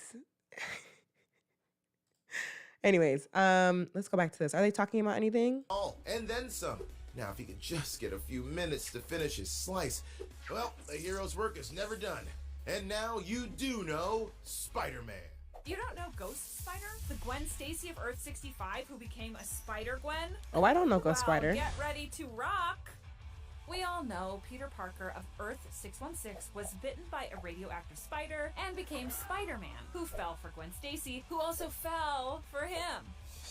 Yikes. Too soon? That's not right. But Yeah, across it's the still too multiverse, soon. On Earth 65, Gwen Stacy was just an average teenager. She spent her time drumming in a rock band called the Mary Janes, had a couple of BFFs named Peter Parker and Harry Osborn, and was being raised by her stern, I gotta read the loving comics, widow guys. dad, What? Captain Okay. Stacy, who was My question mark to you is what should bring on the X-Men? Yes, we need X-Men to come in. But my question mark is which comics should I start with first? I've never read the comics because I don't really know where to start or where to buy them. Should I get them online? Blah blah blah. So what do y'all think I should do? her bestie, Peter Parker. Okay, I got bored of that already really quickly. Curious So new hero. let's go back to Tired of being bullied this. and wanting to be a hero too, Peter experimented on himself, but was transformed into a giant lizard. Gwen tried to I want save this. Peter, but he ended up dying in her arms. Funko Pop. Sound familiar? Spider-Woman was accused of his murder. See, this Makes is sense. why she can't be called Spider-Gwen. And her own father unknowingly vowed to bring her to justice. Finally, he cornered Spider-Woman at gunpoint, and Gwen had no choice but to reveal her identity. Captain Stacy, believing his daughter, Of course. drops the case, but others continued to pursue her, which is always a perfect time to swing across the multiverse. Gwen Oh, was wow. pulled into the Spider-Verse, where she met Miles Morales, the Spidey of Earth 1610, and he was cute. And Peter Parker, who kept looking at her like she was a ghost. Admittedly, he looked like a ghost to her too. Plus, she got to form the ultimate girl group with the other Spider-Women. Wait, 2 Spider-Womans? Looks like Gwen's gonna need Okay, a new this is name. cool. Maybe Ghost Spider. Nah, 2 on the nose. Together, the Spideys conquered the Inheritors, the multiversal Was that monsters, Morbius? and Gwen went It's back to her Morbin own time. universe to deal with her drama. Gwen tried to balance normal life with hero wanted by the law life, with a little help from her new pals Silk and a very pregnant Spider-Woman. And she even made time for a visit from Miles. But the police, including a punishment-happy Lieutenant Frank Castle, plus a horde of sinister villains like Vulture, Black Cat, I am Green fully Goblin, invested right now. and the Kingpin, who happened to be Matt Murdock no matter what the shirt says, were not making it easy. Gwen's What? continued pursuits ended up landing her dad What? in jail and herself Why in did a Matt lot Murdock- of hot water, including a deal with the devil and a very humid symbiote suit. Eventually, she decided to stop running from the law and served a year of jail time. Finally a free woman, she jumped around the multiverse with Miles and teamed up with the Webbed Warriors. This time How did it get for around the Spider-Geddon. multiverse? Turns out she liked Earth 616 and decided to stick around and attend Spidey's alma mater, Empire State University. And with that, she definitely needed a new name. You can't have two Spider-Womans in the same universe. Ghost Spider it is! Now, in the main Marvel universe, she swings into action and teams up with Spideys and other young heroes as she tries to find balance with herodom, school, friendships, that's really and interesting. rocking out. And now you do know Ghost Spider. Yeah, I did not know about Ghost Spider. Don't know Miles Morales. Okay, all right. All right.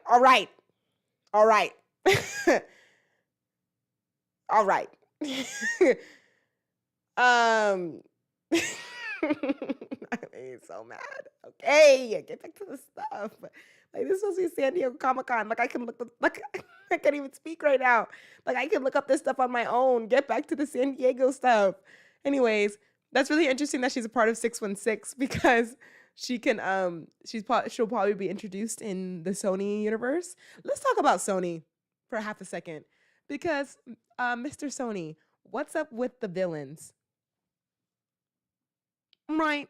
What's up with us getting spider villains and making their own movies? Let's unpack it. Because there's so many variants of Spider-Man that you can make a movie about. I don't know why they're not capitalizing on that. Marvel does not own Spider-Man, so use that to your advantage. Instead of being like, okay, well, since Marvel owns Peter Parker Spider-Man, we're not gonna do anything else instead of making like a Miles Morales movie, a Ghost Spider movie, like we just did, a Silk one.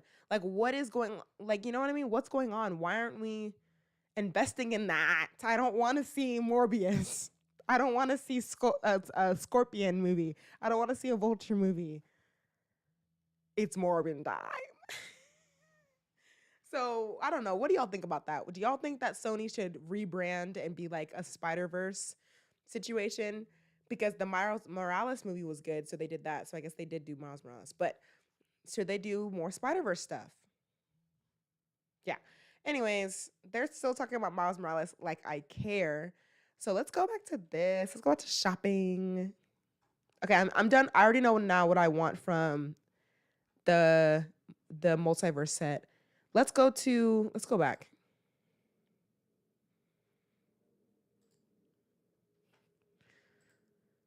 Okay, let's look at Miss Marvel or something. Do I like Miss Marvel? I want to like Miss Marvel, guys.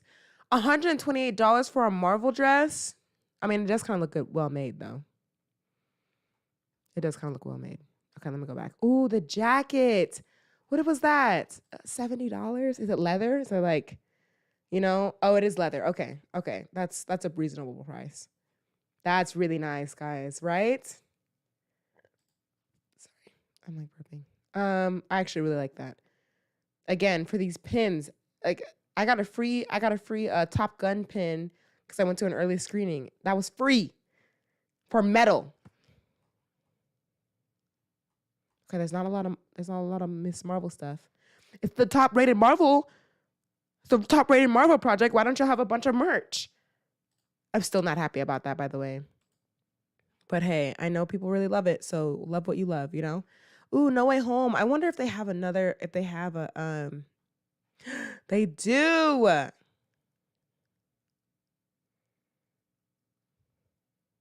Why is Vulture there? This is Vulture, right? No, this is not No Way Home. This is Far From Home.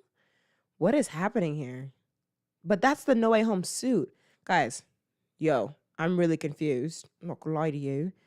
Because this definitely says No Way Home, but it says deluxe set, so maybe that's why. But like Mysterio's here, and then Spider Monkey's here. Okay, let's get out of that. Is that right? Alrighty, let's move on from this. Oh, here's the Matt Murdock thing that he was talking about. But it comes in white. Oh, you get a long tee. That's cool. I only watched the first 2 episodes of Miss Marvel. Miss Marvel's show was trash. Y'all stop. The first 2 episodes, the first episode of Miss Marvel was strong. I was in it. I was invested. I really love how they introduced her. I love the graphics that they had, like the little graphics that they put on the side of the building, which they abandoned on the second half of the show. They abandoned that like really cool stylistic thing, the stylistic choice that they had. But the first episode invested. Second episode really was like, okay. Because it was doing the whole like, let me figure out my powers thing. And I was like, you can't do this whole let me figure out my powers thing and you only have 6 episodes, right? But yeah, that was fine. And then they didn't introduce the villain until episode 3. But then the villain that's introduced in episode 3 isn't the same villain in episode 6. So, Bibes, what we doing? Yeah. So, I mean, watch it because you know what? Watch it because I love the B story. There's in every movie or show, there's always an A story and a B story. The A story is like the main plot that that your protagonist follows. In Miss Marvel, she is trying to figure out why she has this bangle, how she got these powers, and trying to defeat this villain, right? That's the A story. The B story is her representation, her just being a teenager, how to make friends, and her family is the B story. Beautiful B story. I loved it from beginning to end. Learning about like the Pakistani culture, how she got her name, how she got her suit, that was really cool. But the A story of the superpowers or like the villains, garbage, bro. Garbage. Okay, back to this. Let's see what San Diego's doing. Oh, they're talking now. They're talking. Okay, hold on. I'm sorry. Hold on. Really kind of bolstered and repopularized the format. It's actually quite a special thing that this format is even as popular as it is. Well, I love it because it's multifold, right? You're getting the music from the soundtrack, you're getting the beautiful vinyl itself, and then you I need to get a the record album. player. So I feel like it's like 3 things I want all in one. The format and the canvas are really kind of what does it for me. I just love how big they are and how, if you're an adult collector and you want something that looks classy on your shelf or in your, on your bookshelf, either spines out or in a frame, and it's practical because you can listen to it too. Yeah, I love that. And I was feeling that earlier. It's pretty heavy vinyl. Oh, yeah. Yeah, 180 gram, heavyweight. It's starting to become a bit of a problem for my collection as I'm moving. And I don't know if you've ever tried moving vinyl across the house. My gosh. It's a bit of a problem. Not to detract people from wanting to buy this. Yeah, and with these hot days, it's important to make sure that your vinyl stays cool. Everyone learns that once, and it's always the hard way. Yeah. But in addition to that, look at this good guy right in front of us. Yeah. So in addition to toys and soundtracks, we also do screen-printed movie posters. They're all limited edition. We cover all areas of Marvel. So we have the animated series, we have the live-action films, and then we also throw back to where it all started with the comics. So this is a screen-printed reproduction of a very iconic piece of artwork by an artist named Mobius for a story called Silver Surfer Parable, written by Stan the Man Lee and drawn by Mobius. So yeah, this is a great kind of 8-color limited edition screen print. It's available on Saturday over at our booth, and yeah, I mean it's all hand numbered, limited edition, and we love it. So just we love celebrating all areas of Marvel. So this is our kind of throwback to the comics where it all started. Are you talking about Miss Marvel soundtrack or Shang-Chi? Because the Miss Marvel soundtrack, I'll give it to them. Yeah, I'll give it to them. Their soundtrack was good, and so was Shang-Chi. To in the future because y'all bring the A game constantly. I am never ever like, oh, it's Mondo, it's just no, y'all live up to the name. It's always huge, it's always amazing. So what's in the pipe? For the soundtracks, we're continuing through Phase 4. We have we just did Doctor Strange and the Multiverse of Madness on our website a couple months ago, but we're doing Thor: Love and Thunder and Marvel's Eternals as well, and a couple of Disney Plus shows as well down the pipe, but I can't really say too much more about that. Of course. Uh-oh, sounds like secrets. Same for posters, in addition to the comics. Like I definitely want a movie poster thing, but I know those are expensive. So we have some posters coming for Spider-Man No Way Home, You know, we're doing stuff for the Disney Plus TV shows, Moon Knight, Miss Marvel, things like that. So we'll be, you know, we're big fans, so we're celebrating all corners. If someone is meandering around here and they find your booth, is there any other Marvel stuff that they should be on the lookout for? There is some more Marvel stuff that they can look for. One thing that will be on Saturday that we did not bring, and now I'm like, why didn't we bring it? It's a huge Man-Thing soft vinyl figure, bigger than a dog. It's enormous. I was pointing to the dog right behind us. I was like, is it here? Don't but it's a special, only 120 are made. It's black and white, special colorway just for San Diego Comic-Con. It's really beautiful. It's done by an incredible artist named James Groman, who also did like the Mad Balls back in the 80s. And so it's really fantastic, and the detail is wonderful. We also have these great enamel pins. So these are artists by an artist named Tom Whalen. So we have 3 pins. The pins are probably $1 billion though. And She-Hulk, who will be getting her own show in the next couple She-Hulk, of weeks on Disney Plus. please be And then, of good. course, Dr. Jane Foster or the Mighty Thor. The Mighty Thor. Love. Guys, She-Hulk, like, come on, man, please. The last good show that I would be like, I could rewatch it and I really, like, wow, you know what I mean? Was, okay, if I'm talking about, like, fully through, is Falcon Winter Soldier and WandaVision. If I'm talking about, like, half of it that I can rewatch is Loki. I watched those first 3 episodes. I rewatch those first 3 episodes all the time. But then, like, 4, 5, and 6 is okay. I mean, 6 is good. So I guess I mean, like, if I watch, like, 1, 2, and 3 and just skip the 6. But the first half of Loki is good. So I'm like, can we just get, like, a really well put together show that's not just for jokes? If it's gonna be what 200, it's like 25 million an episode or something like that. I'll have to look it up. But it's like one of the most expensive shows because of the Hulk, just for the Hulk CGI. So I'm like, if you're spending this much money, can we just I don't know, invest a little bit into the writers? Right? Can we just invest a little bit? I don't know. I'm gonna look this up really quick though. Randomized giveaway feature, so all of that is taken care of by the app, and you can kind of get in on that excitement and give you the same experience that you've had from traditional auction houses, but with more fun and live video rather than static listings. What can you tell all of our friends out there to get excited for what Whatnot has here at the Marvel booth at San Diego Comic-Con? We have so much fun stuff going on. First off, we have an awesome photo booth installation right here with the amazing variant cover from Tyler Kirkham. We've got the book on sale, and we will have Tyler here doing signings every day at the convention from 11 to 12 a.m. Pacific time.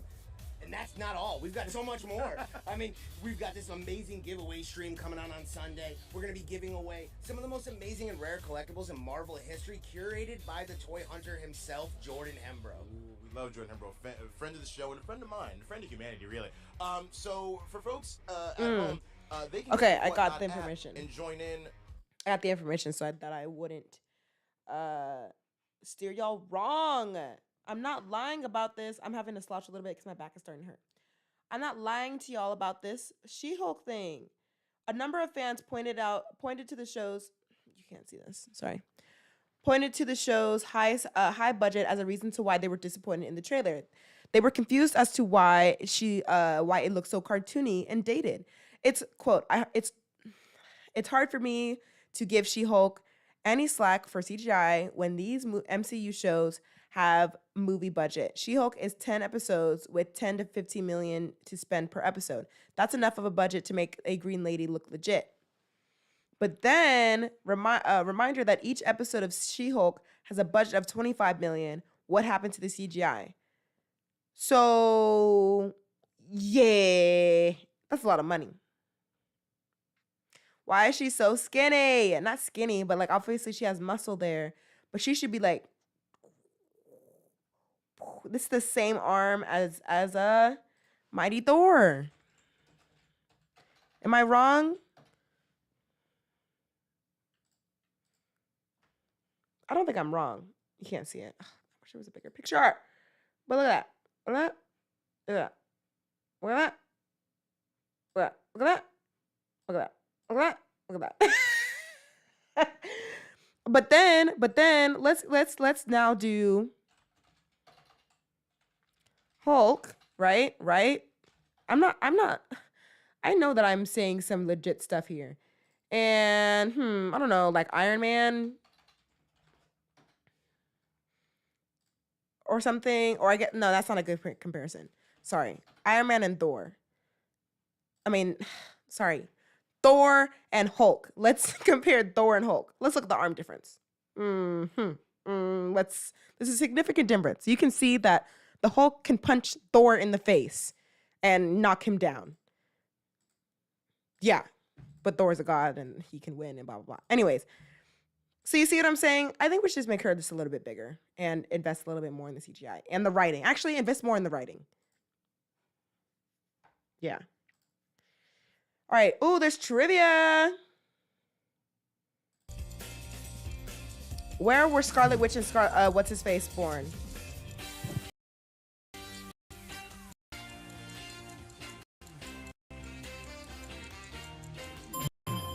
A, final answer is what I said.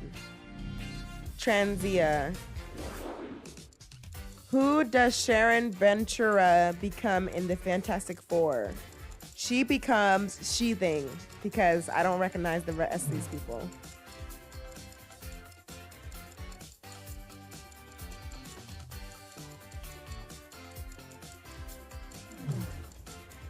What is this? What are you saying here? I feel like certain cosplayers have better costumes sometimes, so it's no excuse. No, yeah.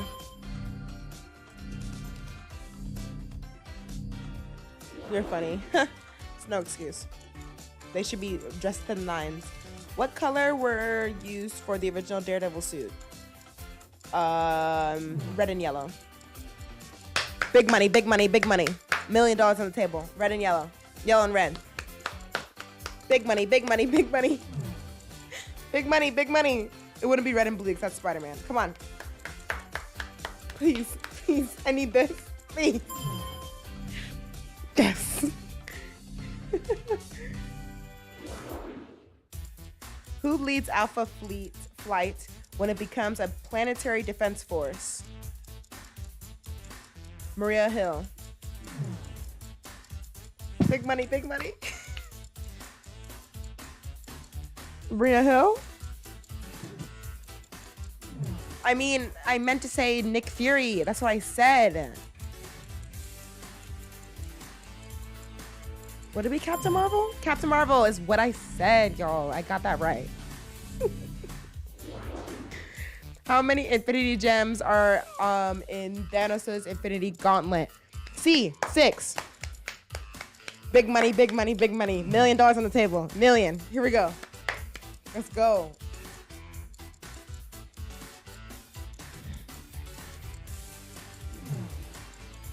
I can do MCU answers, guys. Big money, big money, big money. Come on. All on 6. Yes. I bet y'all know these answers better than me. Who are the elite soldiers who protect the Wakandan royal family? Dora Milaje. D. Big double or nothing. Yeah. Double or nothing. Come on. Come on.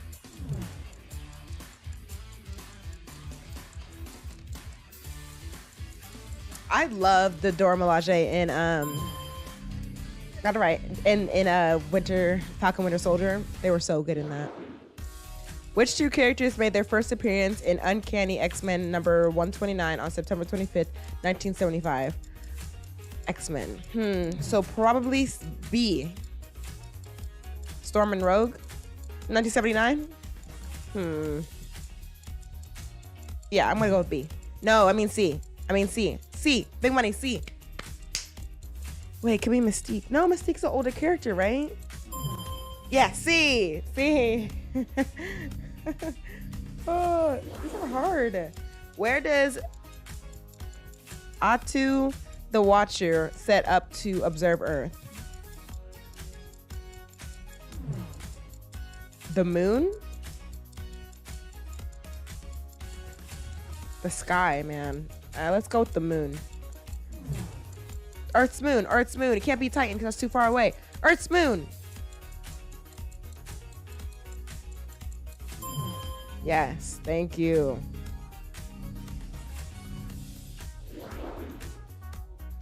That's it for the pop quiz. I feel like I got a lot right. I feel like I'm smart. We're just gonna go with that. Welcome back to the Marvel Live Lounge. Justin Warner here, and I am joined by none other than Brian Crosby, Marvel's creative director of live events. What's up? How's it going, man? I'm having a blast, especially now that you're here. It's an honor to be next to such like a big creative brain. I'll let you know when he gets here. Okay, got it. Yeah. Firstly, how's your con? How are you feeling? It's just good to be back more than anything. You know, this is oddly familiar yet unusual at the same time. But it's great to be back. I've missed it. One of my responsibilities at Marvel is to oversee our presence, you know, our booth and things like that, help arrange the live stream and whatnot. And it's great. It's great to be back with the fans and interacting like we were never gone. Right. Well, talk to me about live events. What goes into it when you're, you know, tasked with something? What's the creative process like? Sure. Yeah. I mean, I think it's always been a little bit of a flip for how we normally do things at Marvel, right? We typically are either reading comics or watching movies or animation or video games or whatever it is. And in the case of a live event, you have to narratively flip the paradigm so that the fan or the guest or whatever becomes the protagonist. So you are all the experiences are happening to you, right? You're the one fighting the bad guy or whatever. So in the case of an event like this, we have to think about experientially, what are people doing? How are they consuming the space? What do they hear? What do they touch? All of those things. So my background as a designer was in designing theme park experiences. So I bring that same How do you even get into a job of, like that? Experiential storytelling to what I do in live events. I love that. And, you know, I think the thing that lingers is the things that you remember. For example, this gore tattoo that we yours both looks so have. much cooler than mine. I fell asleep with it on, so it might not be as semi-permanent as we thought. Anyway, talk to me about Spider-Man 60th, because you've done a lot of work around that. Yeah, oh my gosh. Well, we've been working on this for quite a while. We did a virtual event a few months ago to kind of kick it off. There's a robust consumer products campaign. But in my space, we wanted to figure out, well, how do we celebrate Spider-Man 60th in a dimensional way, let people experience it. And we had been doing a museum exhibit called Marvel Universe of Superheroes with seminal exhibitions. And we had so much fun doing that. We did it just after the 80th anniversary of Marvel that we wanted to do a deep dive into one character, really dig in and learn all we could about one character. And quickly, Spider-Man rises to the top as a character that people want to learn more about and really immerse themselves in. Okay. And so what better time than 2022? We're coming back to San Diego. There happens to be a Comic-Con museum just up the road. And it's the 60th anniversary of Spider-Man, so let's go ahead and do it. So we partnered up with Seminole Exhibitions again, and we have created a The lizard. This is so cool. exhibit that has original artwork, vintage comics, props and costumes. I need to from go the to Disney films, World. You know, real narrative storytelling. Let's pause because I kind of missed half of what he was saying. I really want to go to Disney World. And the thing is, for Disney World, look at me right now. It's not a game. It's not a game. Once I go to Disney World, it's real. Everything is real. Once you get there, Spider-Man's real. The Avengers are real. Marvel is real. So when we get there, I told my family this. Like, we can't do the whole, like, oh my gosh, Alea, like, oh no. When Spider-Man comes to me, I'm like, thank you for your service for protecting the neighborhood. Like, it's not, like, if I see Thor, I'll be like, wow, how is it being in the Asgard? How is it traveling the Earth? Can you actually summon the Bifrost? Oh, not right now. I understand. Oh, how's it being Captain America? Captain America. Tell me about it. Was it hard? I saw your documentary. Like, it's not a game, okay? Like, I saw your documentary, not your TV show. I saw your documentary about how you became Captain America. Like, I see Loki, I'm like, oh, Loki, you're doing a lot right now. I see that you're getting a season 2 of your documentary. Like, what's happening? And he'd be like, oh, I don't know. You know? Yeah. So I can't wait. One of these days, I'll get to go to Disney World. And then also, that also applies to Star Wars Land. Kylo Ren. Hey, Kylo, why did you kiss your cousin? Not your cousin. I just always thought that she was gonna be his cousin or sister or something. That kiss was so weird in episode 9. But I'm like, why did you do that? Let's unpack that. How did you feel when you found out she was a Palpatine? Why did you come to Earth, actually? I thought Earth didn't exist in your universe. Whatever. You know? Anyway, see, it's real for me. Okay, back to this. Is he talking? What blue else is he light, gamer talking glasses. about? There's just so much happening. And then, of course, always we got cosplay events, signing. So for me, the real fun is doing all that stuff, letting the fans be a part of it, and then getting to re-engage with the fans again in person. Even some of my coworkers and friends I haven't seen in 2 years. Yeah. That's what I'm looking forward to the most. I love it. I love it. Brian Crosby, thank you so much for being here. And Thank you, thanks Brian for, Crosby. shedding just a little insight. Such an into what interesting goes on in job that big to brain. Absolutely. My to pleasure. be Thanks in. for having me. You bet. How do you? If you all need to get a hold of us, make sure you use that hashtag Marvel SDCC or check us out at marvel.com/SDCC. We got a lot more in store, and I'm super pumped about it. With It's so. Wait, what is this? Oh, the exhibit. Okay. Yeah, this is cool. This is cool. The video game.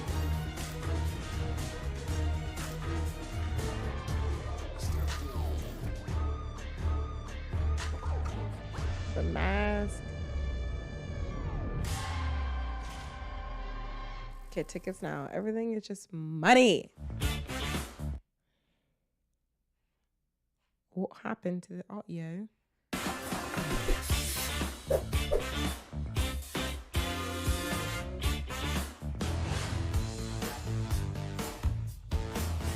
Yo, what's up, Marvel fans? It's Langston, and I am here at the Whatnot installation here at the Marvel booth, aka 2329, if you're feeling fancy. Now, Whatnot is the largest live stream shopping platform in the United States, the largest in the country. So we're very happy to have them here. Now, Whatnot, you can buy all types of things. People are auctioning off. But everything is so expensive now. Trading cards, comics, and we Guys, are let's talk about how $100 is now $1. Let's talk about how $100 is actually now $10. Remember the good old days when you were like, wow, I just got a $100 bill. That's so much. Nowadays, let me go get gas with my $100 bill. Oh, I already have $50 left now. What do I do? Let me go get a meal. Oh, I only have $25 left. What do I do now? Oh, let me go buy some clothes. I have $0. I can buy a shirt with $25. So if I ever go to Comic-Con, I need to start saving up now. Hopefully I can go next year. Let's see if I get a raffle ticket, whatever. And I would need to have enough money to spend like $1,000 or more. 1,000 doesn't even sound right. It's so frustrating.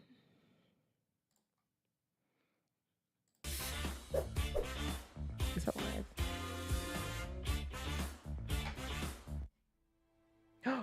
What's this?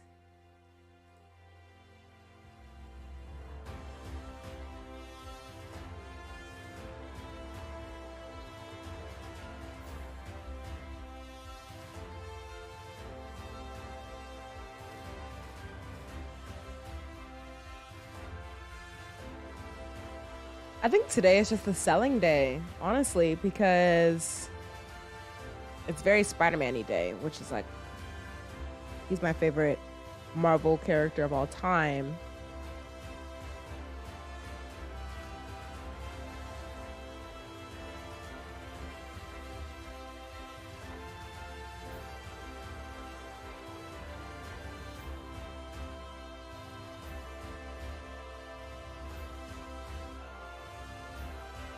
That's crazy.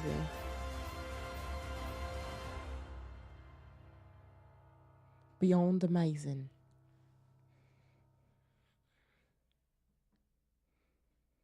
Okay, I'm trying to look up.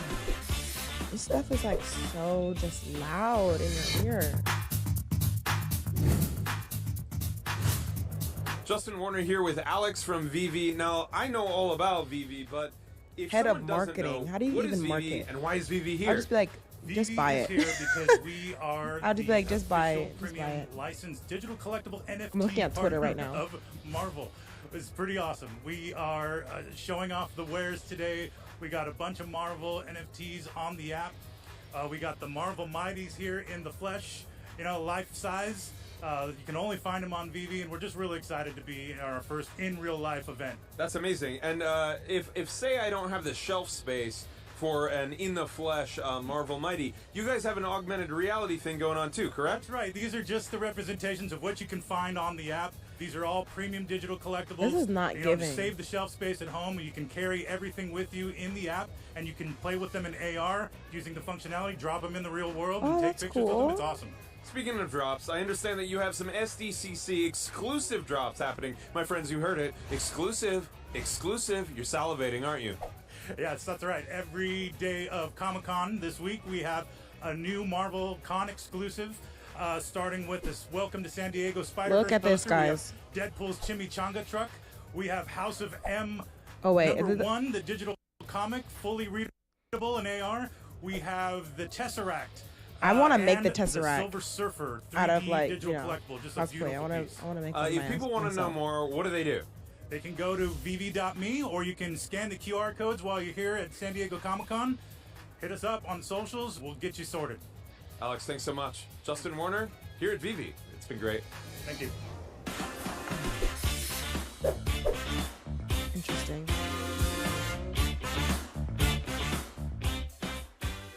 Okay, just. Oh, they're actually doing something now? How are y'all doing? First of all, how's your Comic-Con? We're back. We're back. Okay, really quickly. I want to show you this from DC. Is there sound? There's no sound. It's like a quick 6-second thing. But join the night in the hour at a look inside of the making of Gotham Knights video game. That's cool. So if you're into that, guys, video game.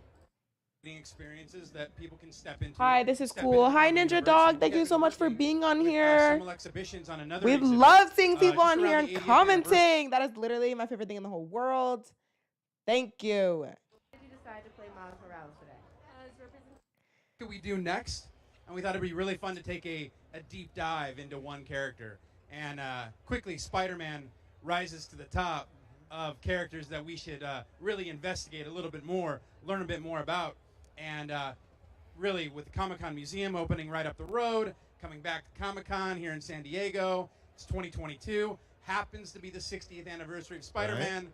Seemed like the stars were aligning, right? Stars were aligning. Yeah, that's right. And the opportunity to work on a character that both Patrick and I have adored since we were little boys.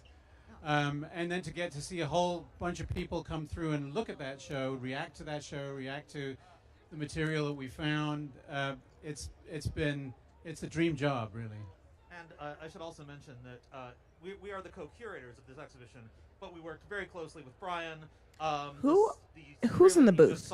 Who's in the back? Scored and animated by I used to LA work. Studios, who did all. As y'all know, I'm a film major. I used to work behind the scenes on like live shoots or like stuff like this where it's live.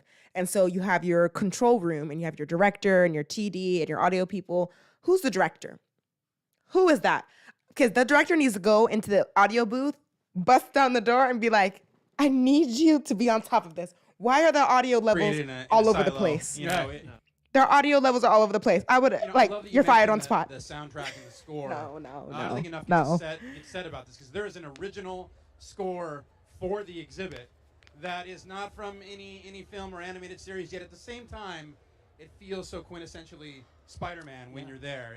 It's really great. I love it. It's got a real rise and fall. It's like these dramatic moments, and you'll be standing in front of, I don't know, maybe the splash page to the very first issue. I'll be right of back. I need Spider-Man drawn by water. John Romita Sr. Water. The issue in which the Green Goblin's identity was first revealed, and the music will be rising around you. You'll feel your heart swell in your chest. You know, I get tears in my eyes in front of some of those objects. Let it go. I'm not Let it joking. go. Let it go. You know? Tears flow. Yeah. So yeah, you talk about the passion. You talk about the love that people have for the character of Spider-Man. For you all, as fans, what is it about? I mean, it's tough to put into words. What is it about the character of Spider-Man that people want to celebrate? That you've seen that people are like, their hearts overflow, as you said. Well, we have a tag team answer for this that we've developed at this point. I guess so, but it boils down to two words, I think, if you were really going to boil it down, and that's relatability and design. And the relatability piece is this character, the teenager was a new concept just sociologically at the time. And when Stan and Steve decided to make the hero a teenager rather than a sidekick and to focus on his interior life, to make the life of Peter Parker as important as the life of the character in the costume. That was groundbreaking in that period, and we're still riffing on the idea of the teenage superhero. We all know, you know, like becoming a teenager is a bit like developing weird mutant powers anyway, right? Like your body changes in unexpected ways, and you know, you're not sure, you have a crisis of identity in who you are. The Spider-Man is an allegory for the pain of adolescence. They did that beautifully. They did that from the beginning, and I think a lot of us can relate to that now. Yeah, and at the same time, if you are a kid seeing Spider-Man on TV, watching Spidey and His Amazing Friends, in my era, watching the Electra Company, seeing the Spider-Man newspaper strip, I didn't know any of that. Spider-Man was cool. Yeah. It was an amazing costume. He could climb walls. He swung over the city. He shot webs. And there is just some sort of lightning in a bottle aspects to that also is just, incredible. Yeah, and I'm gonna paraphrase my dear friend and mentor Joe Quesada, who iterated a story to me, and he was paraphrasing Stan Lee, and said that when Spider-Man is standing on the precipice of a building and is about to leap off, nobody worries, right? Because he looks cool. He's in the red and blue suit. He looks awesome. He's Spider-Man. He's a superhero. But as soon as we know who's inside the also, suit, don't forget to like this video and subscribe for more right now we're leaping off that building cosplay stuff, he's trying Marvel to get the girl, he's stuff, trying to hold down the movies in job. general. He's got a bully that he's got to deal with. Since you're just here. And so we are in that suit with Spider-Man. So I think, you know, relatability, design looks cool, but any one of us could be the guy or girl in that suit. And I think that's what makes him enduring. Nice. Yeah. Now, Since again, you're already it's 60 years here. of this character, right? So Make sure to subscribe to the channel. As you can see, we do movie stuff. Last week, we talked about The Gray Man, and then we talk about Lude and Miss Marvel and The Terminalist. The Terminalist is a good show. We talked about The Boys. So just, you know, movie stuff. Subscribe.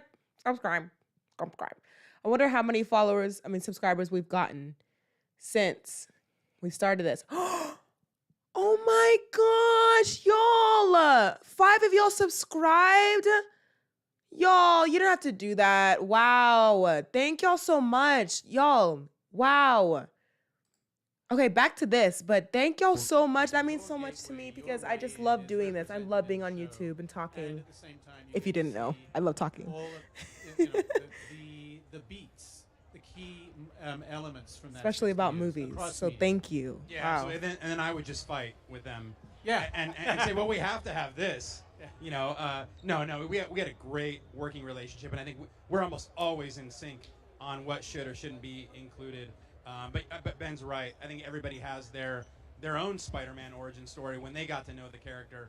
Yet at the same time, I can't hardly remember my life without Spider-Man being in it. Yeah, Spider-Man has been there since day one for me. Since levels. So, you know, there's 2002. a casual level where you can go through it Tobey in about Maguire. a half hour and get a totally rewarding experience. You can take 4 hours and go through all of the touchscreen essays and read all of the text. But then there's also the layer of Easter eggs. We've had so much fun finding ways to throw in our favorite obscure spider characters in different places. Our favorite Spider-Man publication, our favorite issues, our favorite little I cannot hear this because you know why? The audio engineer needs to get bopped. That's why I can barely hear him. There in that window of memorabilia and merchandise. There's all of these international publications. Hopefully, no matter where you came to Spider-Man, you will find that point of access and then be brought into the greater story and be able to like move from there and expand outward.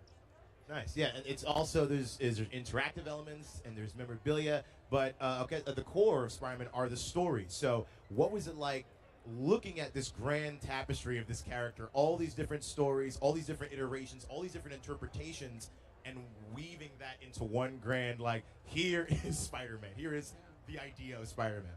Well, getting to actually reread the comics was a real joy for me. I mean, what a pain. Yeah, I know. What a job, right? What a chore. I gotta get paid to read Spider-Man comic books. Now that was I'm pinching myself even now. I can't quite believe that we actually got to do that. As for sort of weaving it together, we organized the exhibition roughly chronologically, but in terms of, you know, we're going to start actually from before the character was created and show people some of those strange prototype moments that Stan and Steve were working on. Aunt May, for example, how many hardcore fans know this? It's first introduced in a story in Journey into Mystery 4 months before Amazing Fantasy 15 is published. And so we have that, a page by Steve Ditko from that story, the original. Yeah, he is a great interviewer. He actually lets them talk. On the wall for people to see. Unlike so we're starting Jimmy Fallon. At the beginning, we kind of bring us right up to date to the point where Spider-Man is now, Miles Morales is Spider-Man for a whole new audience. Spider-Gwen, Ghost Spider is the Spider-Person character for a whole audience. So we have an opportunity to end with a kind of grand gallery of the various iterations of the character. And to break chronology when we felt like it. Yeah, because, and then when you introduce the Green Goblin, then we can show you props from the films. We can show you elements from other media. Right. So we built it mostly chronologically, except when we didn't. Right. Man, No Way Home was so good. The emotional beats, because you're also just thinking about the Green Goblin and William Dafoe. He is just, he's insane. He's so good. To get the emotional resonance and to make it feel right. And part of what we're celebrating this year, you see all of our staff wearing the Beyond Amazing 60 Years of Spider-Man staff shirts. We're all in this year. But, as excited about where Peter Parker came from, we're as excited about where he is today in all the various mediums, but also where all the Spider-Man various and the larger mediums. Spider-Verse are going. Let's expand on in the future. And the we've different seen Spider-Man. Just an immense expansion of the Spider-Man legacy in the past few years. So we're very excited about that at Marvel Entertainment. Nice. So you talked about some like the deep cuts of Aunt May premiering way earlier. Were there, in your creation of this exhibit, I'm very interested to know, what were some things that surprised you that maybe you didn't know? You were like, I cannot believe this is in the mythos of Spider-Man. Like, what took you by surprise as fans? Well, there's that Spider-Verse installation toward the end of the exhibition. Spoiler. But we're not going to go too far into detail. We'll just say that we found ways to sprinkle in Easter eggs of all of our favorite Spider characters, and we were scanning things and sending them back and forth and stumping each other. Yeah. Like, this is such a collaborative experience. Guys, we were supposed to be there. We all were supposed to be there, guys. Like, we see them now. We don't know who wrote which. Look at Stormbreaker in the back. But we can go through That's that Spider-Verse me. That's a me. And be like, oh, I don't know who that character is. That must be. Let me go to the big screen. Yeah. That was supposed to be me.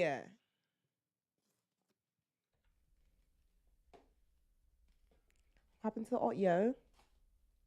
For material that hasn't appeared yet. So don't let me be a director. Don't let me be a director. Because the audio engineer has one more chance. There is actually one surprise that I was not aware of. They uncovered a typed page by Stan Lee, which I had never. Lucky it wasn't seen, Beyonce's production or something. Because she'd been like, "Come on, man." Stan typed in his own typewriter. The art that went with it, and I love all the art. I just love it but so then much. having seen Stan's notes on that typed page about how they should really minimize how often they use exclamation points. Yeah. Because it doesn't sound Y'all very really sophisticated. subscribed. We need I'm to so class these shook things right up. now. Like you hear it, you read it, and Thank you you, hear guys. Stan's voice. And then to look at the art and see Gosh. exclamation points all I want to over get to it. 1500 soon. Stan always talked in exclamation points. I just love movies, guys. Yeah, no, okay, I'm a so, film major. Again, we're talking about all this amazing history. I have already talk grabbed. about not just working on the Okay, business pause real quick. but What should one say when you've already graduated? Like, I've graduated with a degree in media arts. Or I've graduated. Like, I'm already done. Like, I'm not going back to school this fall. Well, just cool. I have that action figure. I thought it was great that he just swung around a metal and made him have, but it looked awesome. So what was that?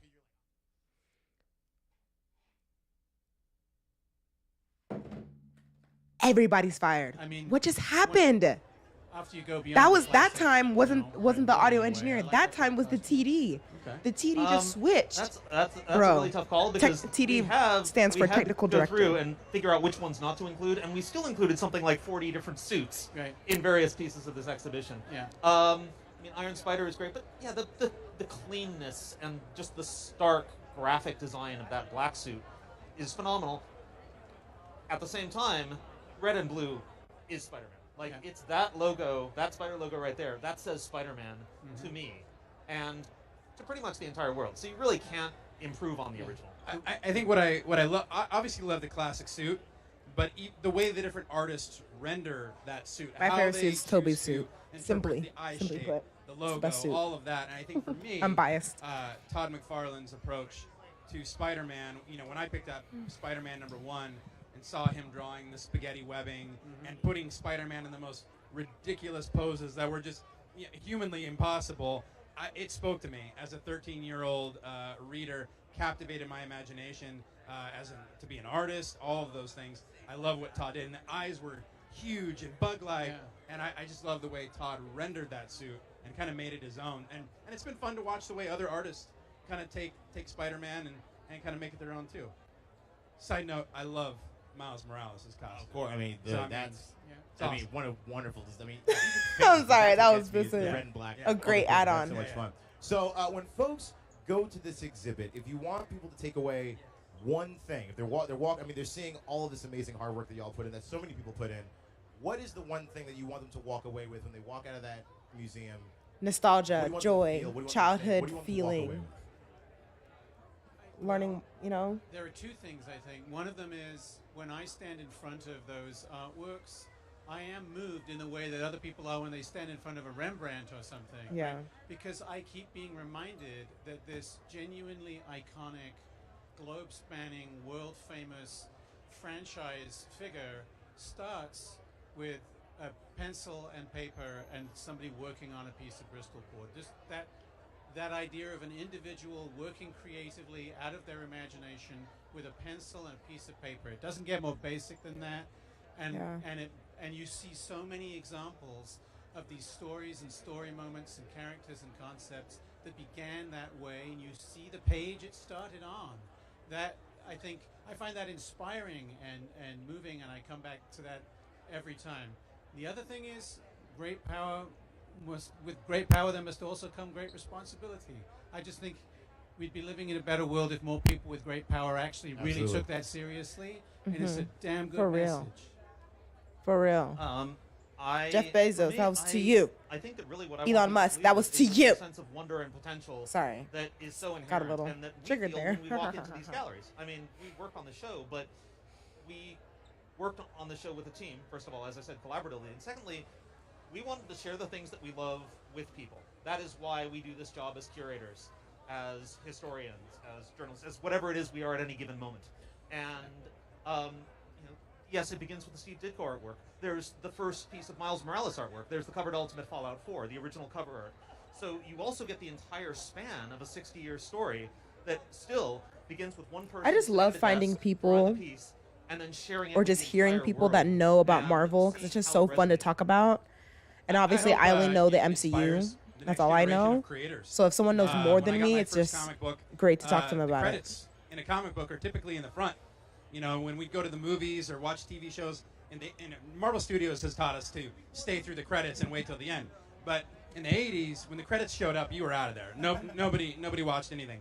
But the credits at the beginning of a comic, my first comic I got, my mom who's here today, took me to a 7-Eleven. I got my first comic book, and I was reading names like Todd McFarlane and Jim Lee and Stan Lee, and I thought, oh, there are people that do this for a living, that make these and draw superheroes. So I hope kids go into this exhibit and see those names and see that original artwork, and they feel inspired to create their own stuff, their own and tell keep their going. own stories, and hopefully I'll be working for them someday. Yeah, well, y'all have inspired me. I want to see that video again. If I'm not gonna be able to get there because I'm here, I want to live through it in any way I can and live through y'all. So let's take a look at that video again, y'all. Right? That was cool, right?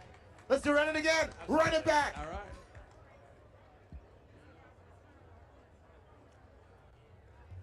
Come on, TD. You can do it.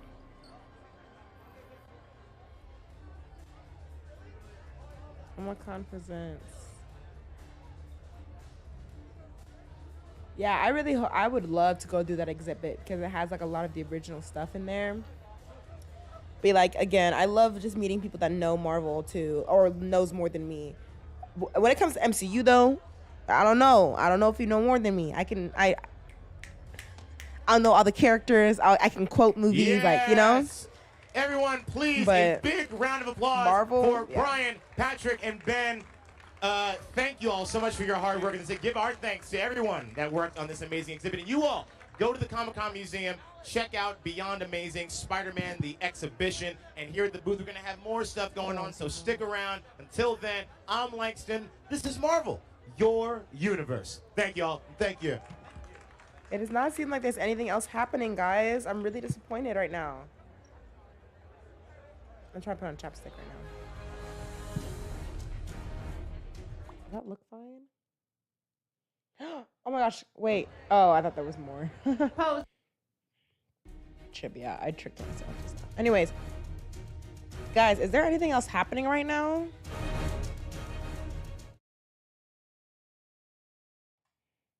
Sorry. Let's go back to Twitter really quickly because I don't know if there's anything gonna happening right now. I'm just gonna put this on mute. Yeah, see the viewership has gone down on this live stream over here. It was at like 18,000, now it's at 17, now it's at 7,000. Because Marvel, you lied. You lied. And what's happening with DC? I'm not even that invested in DC. Why am I lying to y'all? I'm really not that invested. Just like I'm not invested in DC because of what we've gotten in the past. Not because of the comics, not because of the animations. That's on a whole separate level because I'm excited for Harley Quinn coming out July 28th. Ready for that animated show. That's a different set. I'm talking about what they've done with the movies so far. I am not excited about it in any kind of way. And so I want to be excited though. Like I just need DC to get me excited. So here we go. Something's here. Warner Brothers theatrical panel featuring Black Adam and Shazam, Fury of Gods. That's happening Saturday at 10:15 a.m. So I don't know if that's going to be live, though, because I've seen Marvel have live stuff, but I haven't seen DC talk about their live stuff. So, yeah. I just remembered something really quickly before we continue. My channel is monetized. I just remembered. So if y'all would like to send out a super chat to support the channel, that would be amazing. And that's just letting me know that you want me to do more with my channel. That money will be invested in things like this, like my Stormbreaker and my Mjolnir. It goes right back into the channel. My last super chat, we were able to buy a new mic for the channel. So that was really awesome. Anyways, now going back to this really quickly. Oh, we got a comic. I'm ready for Harley Quinn as well. To be honest, the only DC films I've truly enjoyed was Wonder Woman. Yeah, I would say the first 75% of Wonder Woman was really good, but then I didn't like the ending. I can't remember why. I just remember that I feel like it was really rushed. The last time I watched it was 2017 when it came out, so I don't really remember. And then when I watched 1984 or 1983 or whatever it's called, I thought it was fun. I had a fun time watching Wonder Woman 2. I know objectively that it's like not great or whatever, that everyone thinks it's not great, but I had fun watching it, and that's all that matters. So yeah, back to this San Diego thing. On Friday, tomorrow, it looks like there's a cosplay meetup, it's whatever, multiverse panel, making a mashup, multiverse panel, Gotham panel. Oh, I don't watch the Gotham show. Green Lantern, Beware of My Power premiere. And then there's also a panel. I don't know what any of that means. Netflix's The Sandman panel. What? Hold on, let's see if anything's happening right now. Okay, nothing's happening. Wait, hold on, let's look this up. What? Netflix.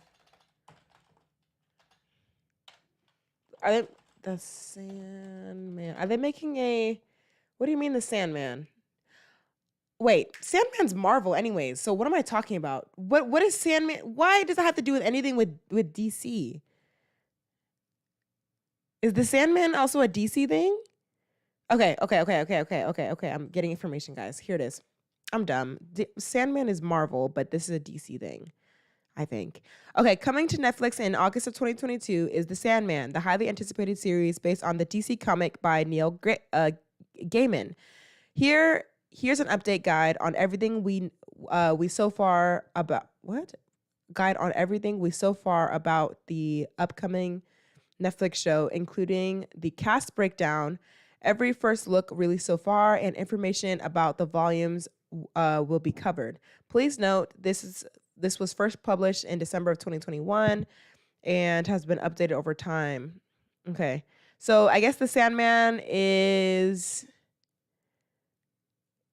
a DC project. Oh, there's the Sandman. Oh, there's a trailer. I don't think I can watch the trailer though. But interesting. Hey, maybe I'll watch it depending on the reviews. So there's gonna be a panel for that. Okay, let's go back to Marvel really quickly. Marvel, I need you to up the ante. Yeah, I need you to up the ante a little bit because it's supposed to be San Diego Comic-Con, but you're not giving. It's not giving. What's this? Oh, that was forever ago. July 18th. Secret Wars, Loki 2, Agatha Harkness, Ironheart Echo.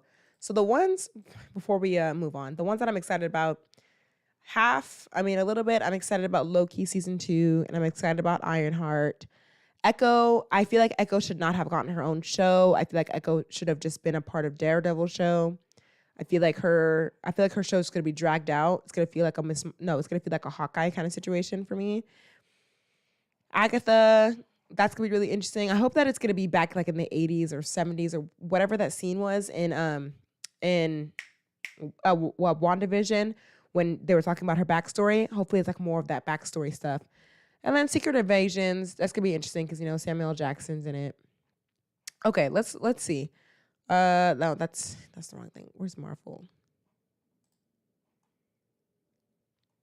Oh, that's so cute. How it started, how it's going. That's so cute. Okay. Okay, we get it. We get that Marvel. Tell us about Comic-Con, man. Okay, guys. I'm a little disappointed. Not gonna lie to you.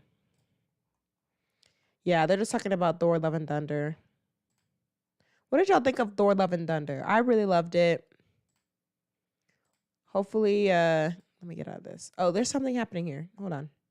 Both of you believe that is both the truth. I'm getting tired if you can't tell. I'm like, thank you for having my our energy delusions. level. Oh my god! So I love this because one, I love best friends, and two, you've been collaborating with each other. So it's not just you actually liked each other and you became friends. It's like you're partners in crime. Yeah, we connected at the brain.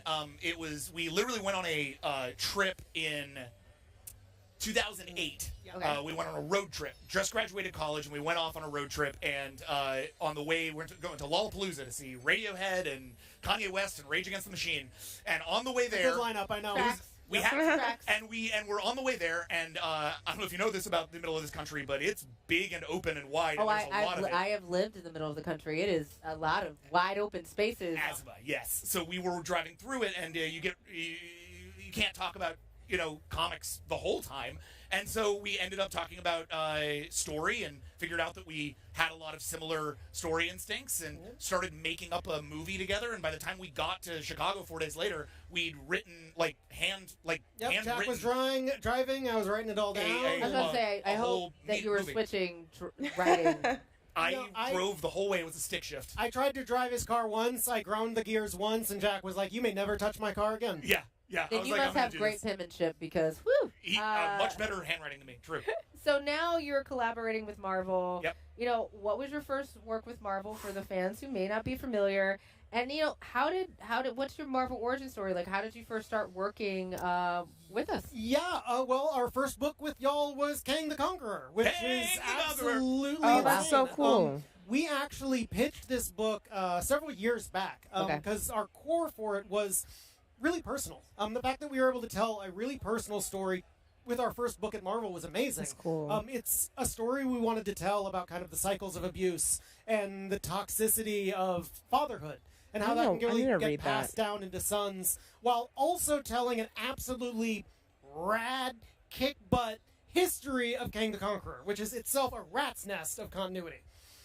But we pitched them the idea, and they fell in love with it. It took a little bit of time to kind of get it going. Thank you, MCU. And honestly, thank you to Alana Smith. Our real Louis Marvel Berry. inventory in many ways here is Alana Smith, our editor on Kang. Sorry.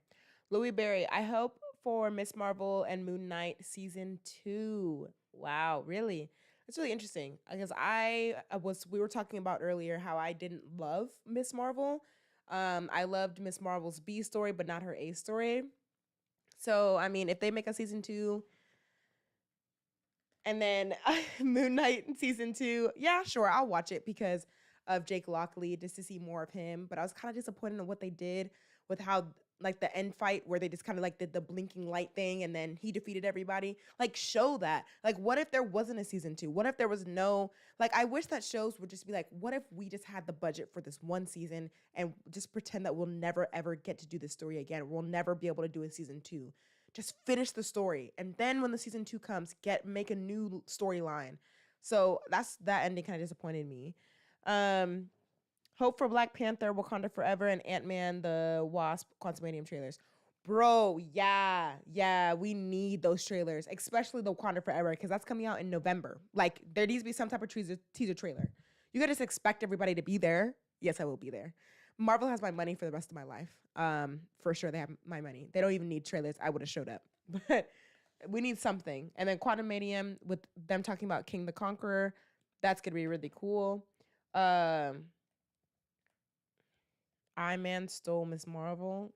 Oscar was snubbed from Emmys for Oscar. Oh, Oscar Isaac was snubbed from the Emmys for Moon Knight.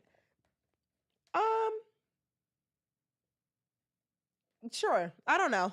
They feel like there's just a lot of shows. I don't even know where would he be nominated, like in Best Actor, like the Best Actor category. I mean, Oscar Isaac, he needs an Oscar. More like he's so good in the movies. He needs an Oscar, which I feel like he'll get for Dune. No, he died early. No, he died late. Anyways, back to this.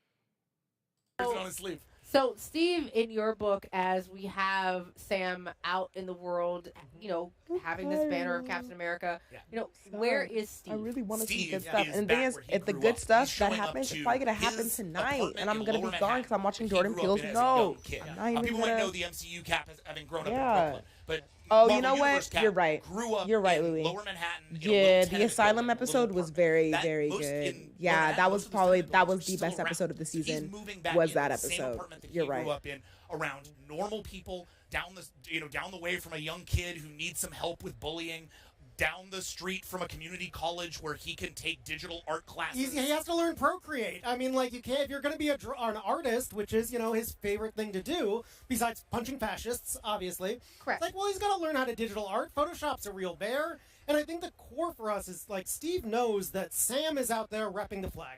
Sam is out there being Captain America. So for the first time in a long time, Steve can just explore what it means to be Steve.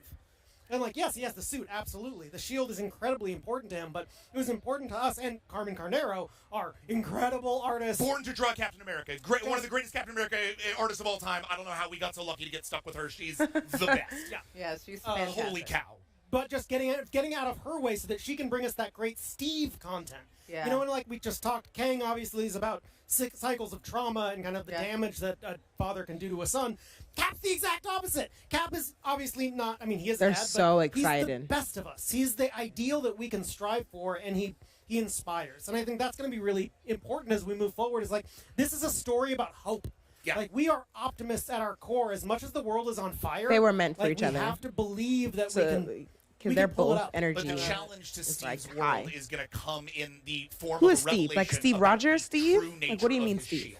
And I know that that's a thing that gets teased a lot. Like, what does the shield mean? But this is we are giving a definitive answer to not what the shield is, but what that symbol, those rings, that star, those colors, what that means. And it's not Okay, America. so that means Steve Rogers. It's something much deeper. It's something much more ingrained, and it's something much more sort of personally connected to Steve than he could ever expect. And so as that starts to engage with him and Bucky Barnes, who's very much our co-lead in the book, we're going to really see these two men push Bucky! to I love extremes, Bucky. to opposites, You know and what? to Scratch that. I love Sebastian Stan. potential breaking point between two best friends, which, given who we are, feels like a very personal. Oh, I'm sorry. You all right? Aw. Given who we are, really means that the story ends up being very personal to us. I love it. I am so excited for everybody to get their hands on this book So and are the we. story, and I cannot wait to read it. I gotta ask though, I gotta say, we cannot ignore what is around us. We are here at San Diego Comic-Con. You know, you seem like to epically just nerdy. Yeah, Yeah, I was well looking for versed. a better way to say it, but no. Very, very nice of you, but yeah, we're big nerds. So we are all nerds. What are you most looking forward to at San Diego Comic-Con? All the panels, I honestly feel like I've already celebrities. hit the thing that I'm really excited about here, which is being back among our people. Our people. This is our first con Yeah. back. We've not had this experience. We've not been surrounded by the people we love and the things we love, walking through an aisle and just seeing that artist you worked with, or that great artist you love that you've never met, or this fan in an amazing piece of cosplay. Like, each experience at Comic-Con is an unexpected and very Cosplay exciting way to people. re-engage with Cosplay. people who love the same stuff you do. And I'd kind of forgotten what that was like, because the only people most of us have seen for years have been in little Zoom windows. And this guy. Yeah, and this guy. I am looking forward to 3:00 on Friday or on Saturday. Our Marvel spotlight on hot new talent. I feel like it's been we did our first Ashcan. The 3? first comics we'd ever done was at this convention 9 years ago. Yep, 9 years ago. And to go from a little celebrity book, 8 pages of a little celebrity book, to being on Marvel's, doing being on this. the Next Big Thing panel, a panel that we have gone to as fans for like 15 years, is completely insane. So we're going to be on there with Chris Cantwell and Remvi, who are two of our close comics brothers. I can't wait to do it. It's going to be amazing. Yeah, I love it. I am so excited that y'all had the opportunity to stop here on Marvel Live. Thank you, Jax, Colin. Thank you so much. Please make sure you are staying tuned and checking out more of the incredible interviews and stuff that is happening right here at the Marvel booth at marvel.com, and follow us on the interwebs, on the socials at #MarvelSDCC. Thanks, y'all. Oh my gosh. I've been here for 2 hours.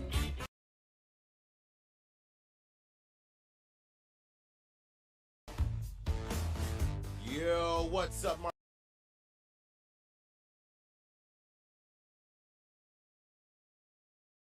Feeling fancy. Now, Whatnot is the largest live stream shopping platform Hello. in the United We're States, back. the Sorry about largest that. in the country. So, we're Okay, very happy to vibes.